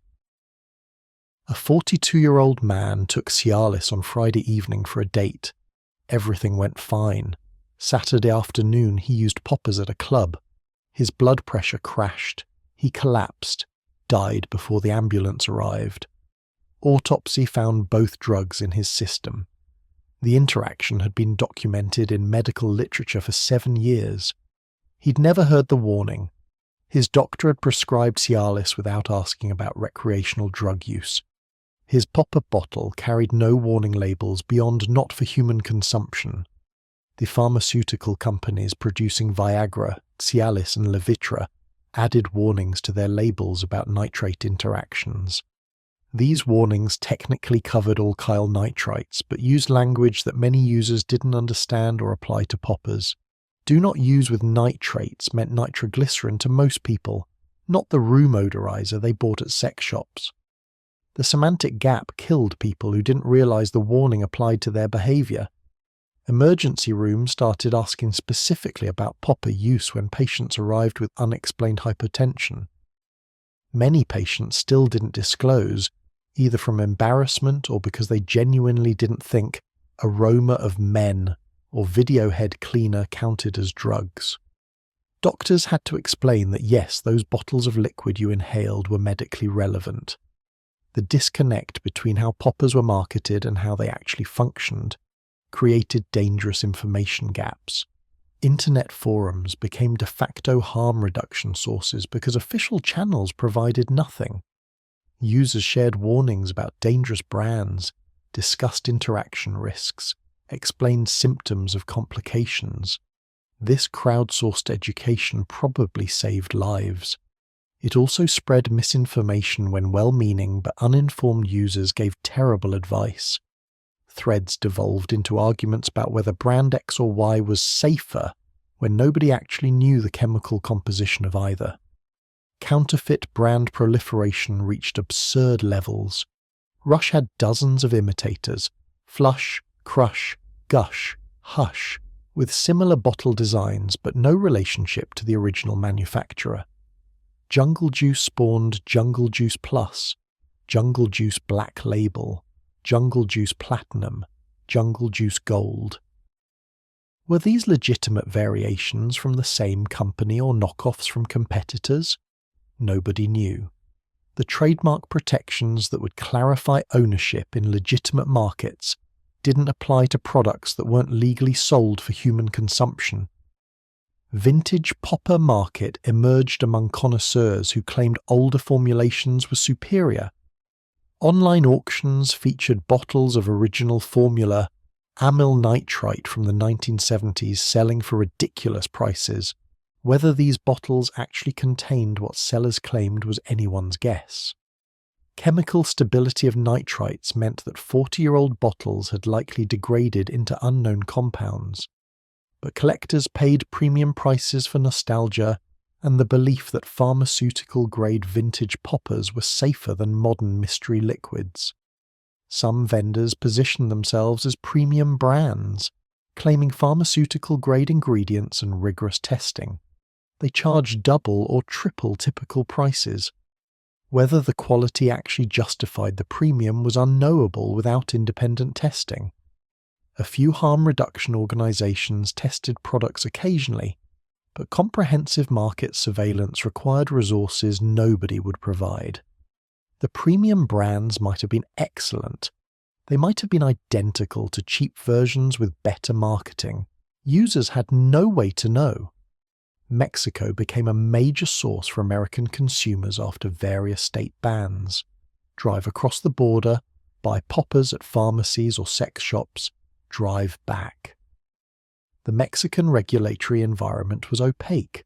Nobody quite knew what the legal status was, but enforcement seemed non-existent.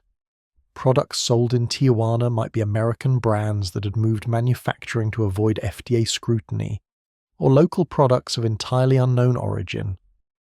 The cross-border trade flourished, while creating zero reliable information about product safety. COVID-19 pandemic disrupted supply chains in 2020, causing temporary shortages. Online forums filled with panic as regular vendors ran out of stock. Users who'd become psychologically dependent despite the drug not being physically addictive scrambled to find alternatives. Some turned to synthesizing their own nitrites using online recipes, which was dangerous amateur chemistry producing unpredictable results.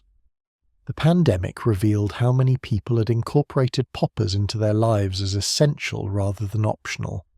Shipping became complicated during lockdowns. Vendors who'd relied on international mail faced delays and increased customs scrutiny. Some shifted to domestic production, with even less quality control than before. Others simply shut down. The market contracted temporarily, then rebounded as logistics adapted. By 2021, availability had returned to pre-pandemic levels, but the vendor landscape had shifted. Companies that survived were often the ones with the loosest quality standards and most flexible legal, ethical frameworks. TikTok and Instagram created new marketing challenges and opportunities.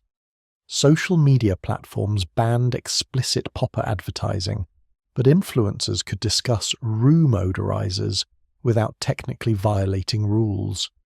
Coded language evolved, party supplies, aromatherapy, room scents.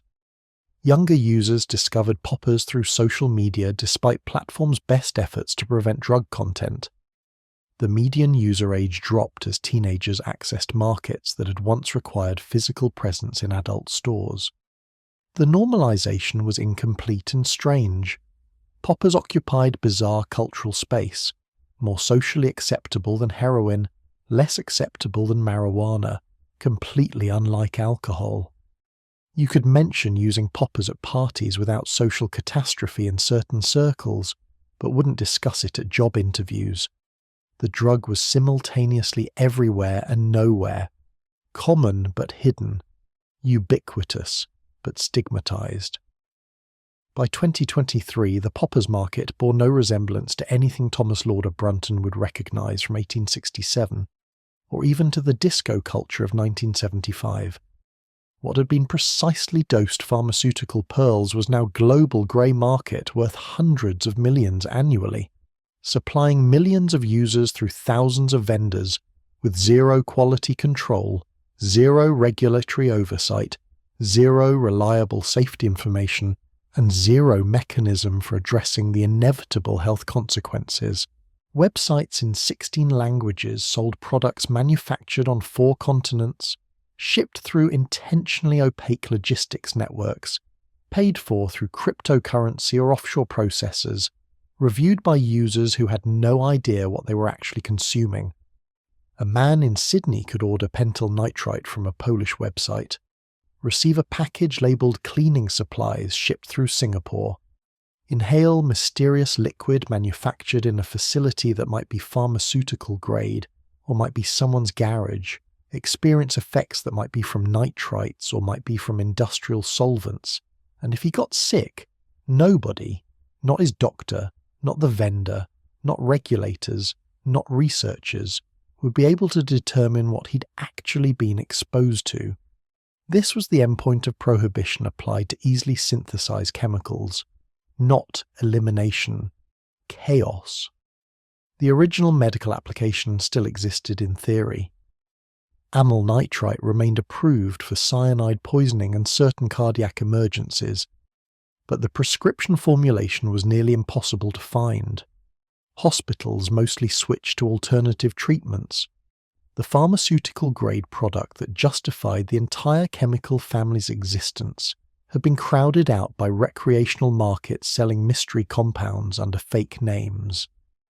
Medicine had created the drug, prohibition had destroyed it, and millions of people kept inhaling whatever was in those little brown bottles, trusting luck and brand loyalty, because no other information existed.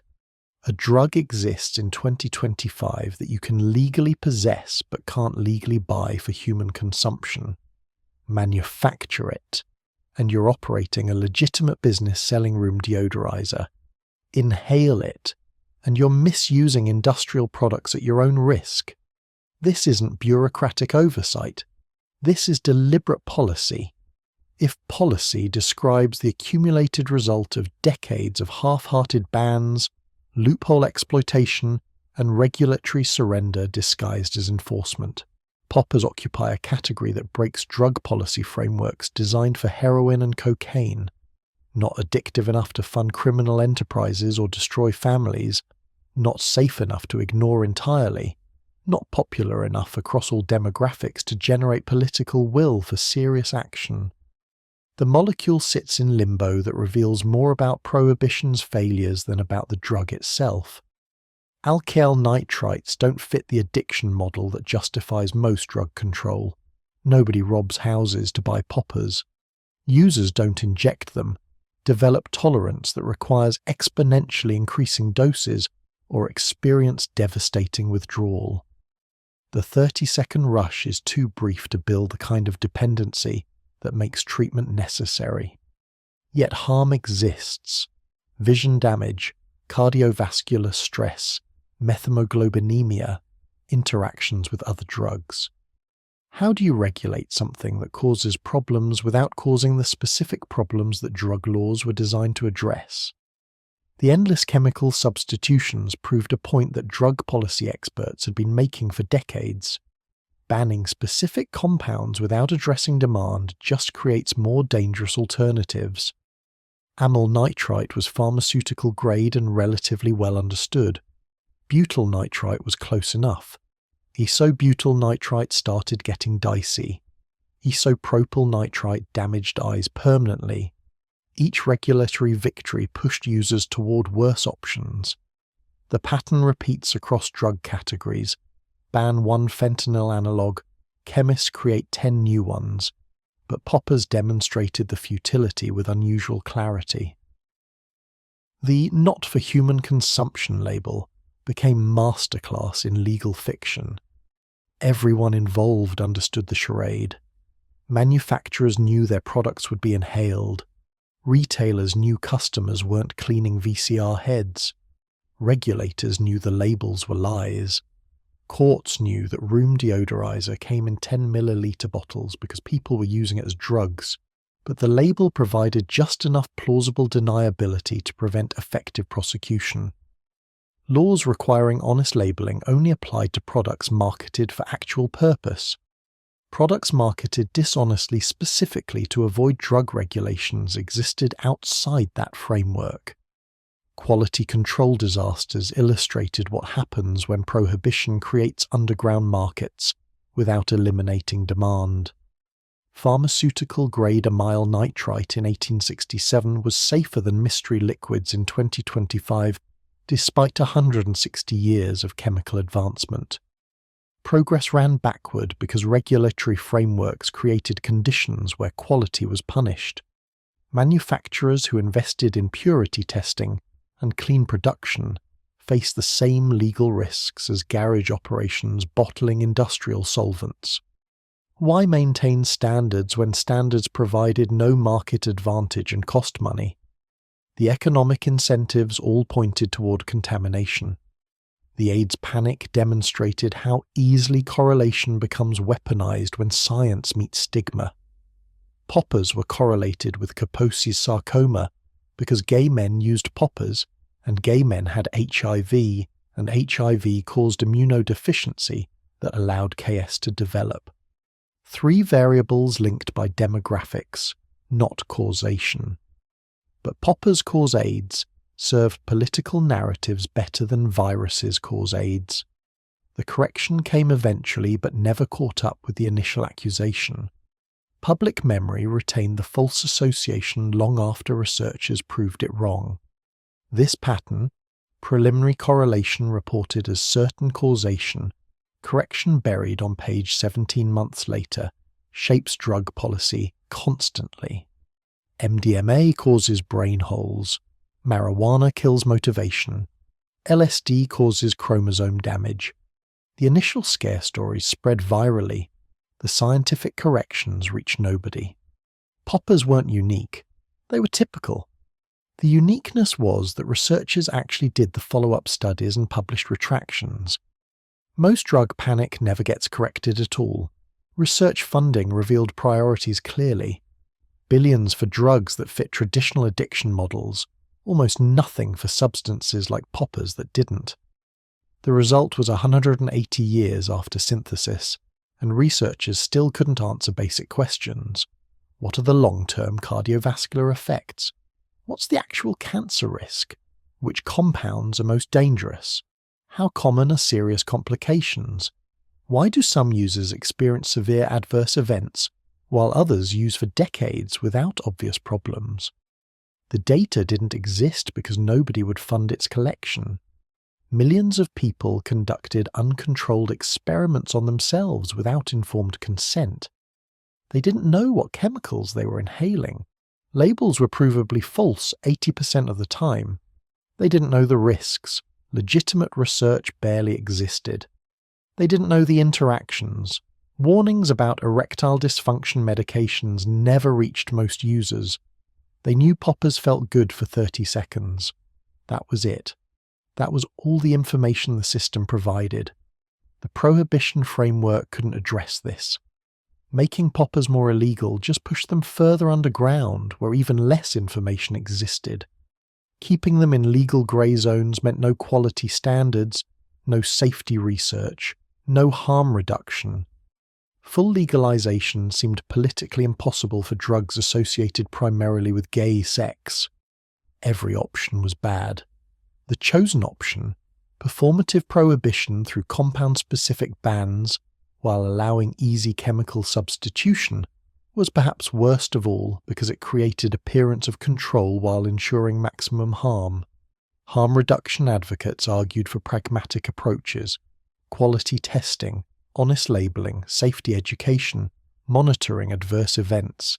These suggestions went nowhere. Manufacturers opposed anything requiring transparency. Law enforcement insisted that harm reduction legitimized drug use. Public health departments couldn't justify resources. Politicians wouldn't touch anything involving gay sex drugs. The political economy of drug policy prevented sensible responses, even when everyone agreed current approaches had failed. International inconsistency proved that drug prohibition was cultural performance rather than evidence-based policy. Poppers were prescription medication in Germany, banned poison in Australia, legal grey market in the US, temporarily prohibited then re-legalized in France. If the drug's inherent danger justified prohibition, why did scientific assessments vary so wildly between countries? The answer was that assessments weren't scientific. They were political reactions to local moral panics and interest group pressures. The normalization that never quite happened revealed lasting stigma. Marijuana went from Schedule 1 narcotic to legal adult use substance in many jurisdictions. Psychedelics were reconsidered for therapeutic potential. But poppers remained locked in 1980s AIDS panic associations. The drug couldn't escape its history even after that history was proven false. Cultural memory was stickier than scientific correction. The smell of poppers would always carry echoes of funerals, even to people too young to remember the epidemic. Users adapted to information vacuum by creating folk knowledge passed peer-to-peer, which brands gave smooth rush versus harsh headaches, how to avoid blood pressure crashes, when to suspect methemoglobinemia. This crowdsourced wisdom was better than nothing but worse than actual medical information. Advice mixed accurate observations with dangerous misconceptions. Forums spread both harm reduction and harm amplification simultaneously, and users had no way to distinguish good from bad advice without expertise none of them possessed. The drug revealed itself through absence of information. What wasn't known about poppers after 180 years of use, comprehensive safety data, long-term health outcomes, comparative risk assessments, optimal harm reduction strategies, demonstrated institutional failure across medicine, public health, and drug policy. Society had chosen willful ignorance over uncomfortable knowledge. Better not to study gay sex drugs than to fund research that might acknowledge widespread use. Better to ban performatively than regulate honestly. Thomas Brunton broke that first glass pearl in 1867, thinking only about saving his patient from angina. He couldn't have imagined the molecule's journey, from Victorian miracle drug to disco party essential to AIDS scapegoat to global grey market worth hundreds of millions, selling mystery chemicals under false labels to millions of users who had no idea what they were actually inhaling. But perhaps he wouldn't have been surprised. Medical discoveries rarely stay contained in medical applications. Morphine for pain became heroin for euphoria. Amphetamines for narcolepsy became speed for truckers and students. Cocaine for anesthesia became cocaine for everything else. The pattern isn't about drugs. It's about humans seeking altered states, and systems trying unsuccessfully to prevent that seeking, through prohibition rather than harm reduction. Poppers just made the pattern unusually visible, because the drug existed in such obvious legal and regulatory limbo for so long. The charade was transparent. Everyone could see that room odorizer was fiction, that compound-specific bans were ineffective, that quality control had collapsed, that users had no reliable information. The failures were undeniable, and undeniable failures changed nothing. So bottles keep selling, websites keep shipping, manufacturers keep substituting chemicals, regulators keep banning compounds, users keep inhaling mystery liquids, emergency rooms keep treating complications, researchers keep not studying long-term effects. The system perpetuates itself through mutual incentives that ensure maximum harm while maintaining appearance of control. This is prohibition's natural endpoint when applied to easily synthesized substances with dedicated user bases. Not elimination, not safety, just expensive theatre surrounding preventable suffering. The molecule itself is simple. Alkyl nitrites are undergraduate organic chemistry. Any competent chemist could synthesize them. The simplicity means prohibition can never work. There's no supply chain to disrupt, no cartel to defeat, no source country to pressure. The production requires only precursor chemicals available commercially and equipment found in any lab. Banning poppers is like banning the number 7. You can declare it illegal, but you can't make it not exist. Poppers reveal what prohibition reveals every time it's attempted. Humans will seek psychoactive experiences regardless of legal status. Prohibition creates black markets more dangerous than the substances being prohibited. Stigma prevents honest conversation and education. Willful ignorance masquerading as moral certainty causes more harm than the drugs themselves, and systems designed around punishment rather than harm reduction serve no one except bureaucracies that justify their existence through enforcement statistics. The story spans 180 years, from Brunton's breakthrough to modern chaos, and never resolves. No redemptive ending, no lessons learned, no policy reforms, just millions of people chasing 30-second rushes while inhaling mystery chemicals that might damage their vision or cardiovascular system, or nothing at all, with no way to know which because the information doesn't exist and nobody will fund its creation. The drug that once saved lives now exists in fog of ignorance, deliberately maintained by systems that prefer comfortable lies to uncomfortable truths. Somewhere tonight, someone is twisting the cap off a small brown bottle. They'll inhale deeply, feel blood vessels dilate, experience 30 seconds of euphoria and oxygen debt, then suffer through a headache. They won't know what chemical they actually inhaled. They won't know the risks. They won't know if combining it with their blood pressure medication is dangerous. They won't know that 80% of poppers contain compounds different from their labels. They won't know because no system exists to tell them, and tomorrow they might do it again. This is poppers in 2025. A drug that shouldn't be mysterious but is, shouldn't be dangerous but often is, shouldn't be unregulated but remains so, shouldn't exist in legal limbo but has for decades.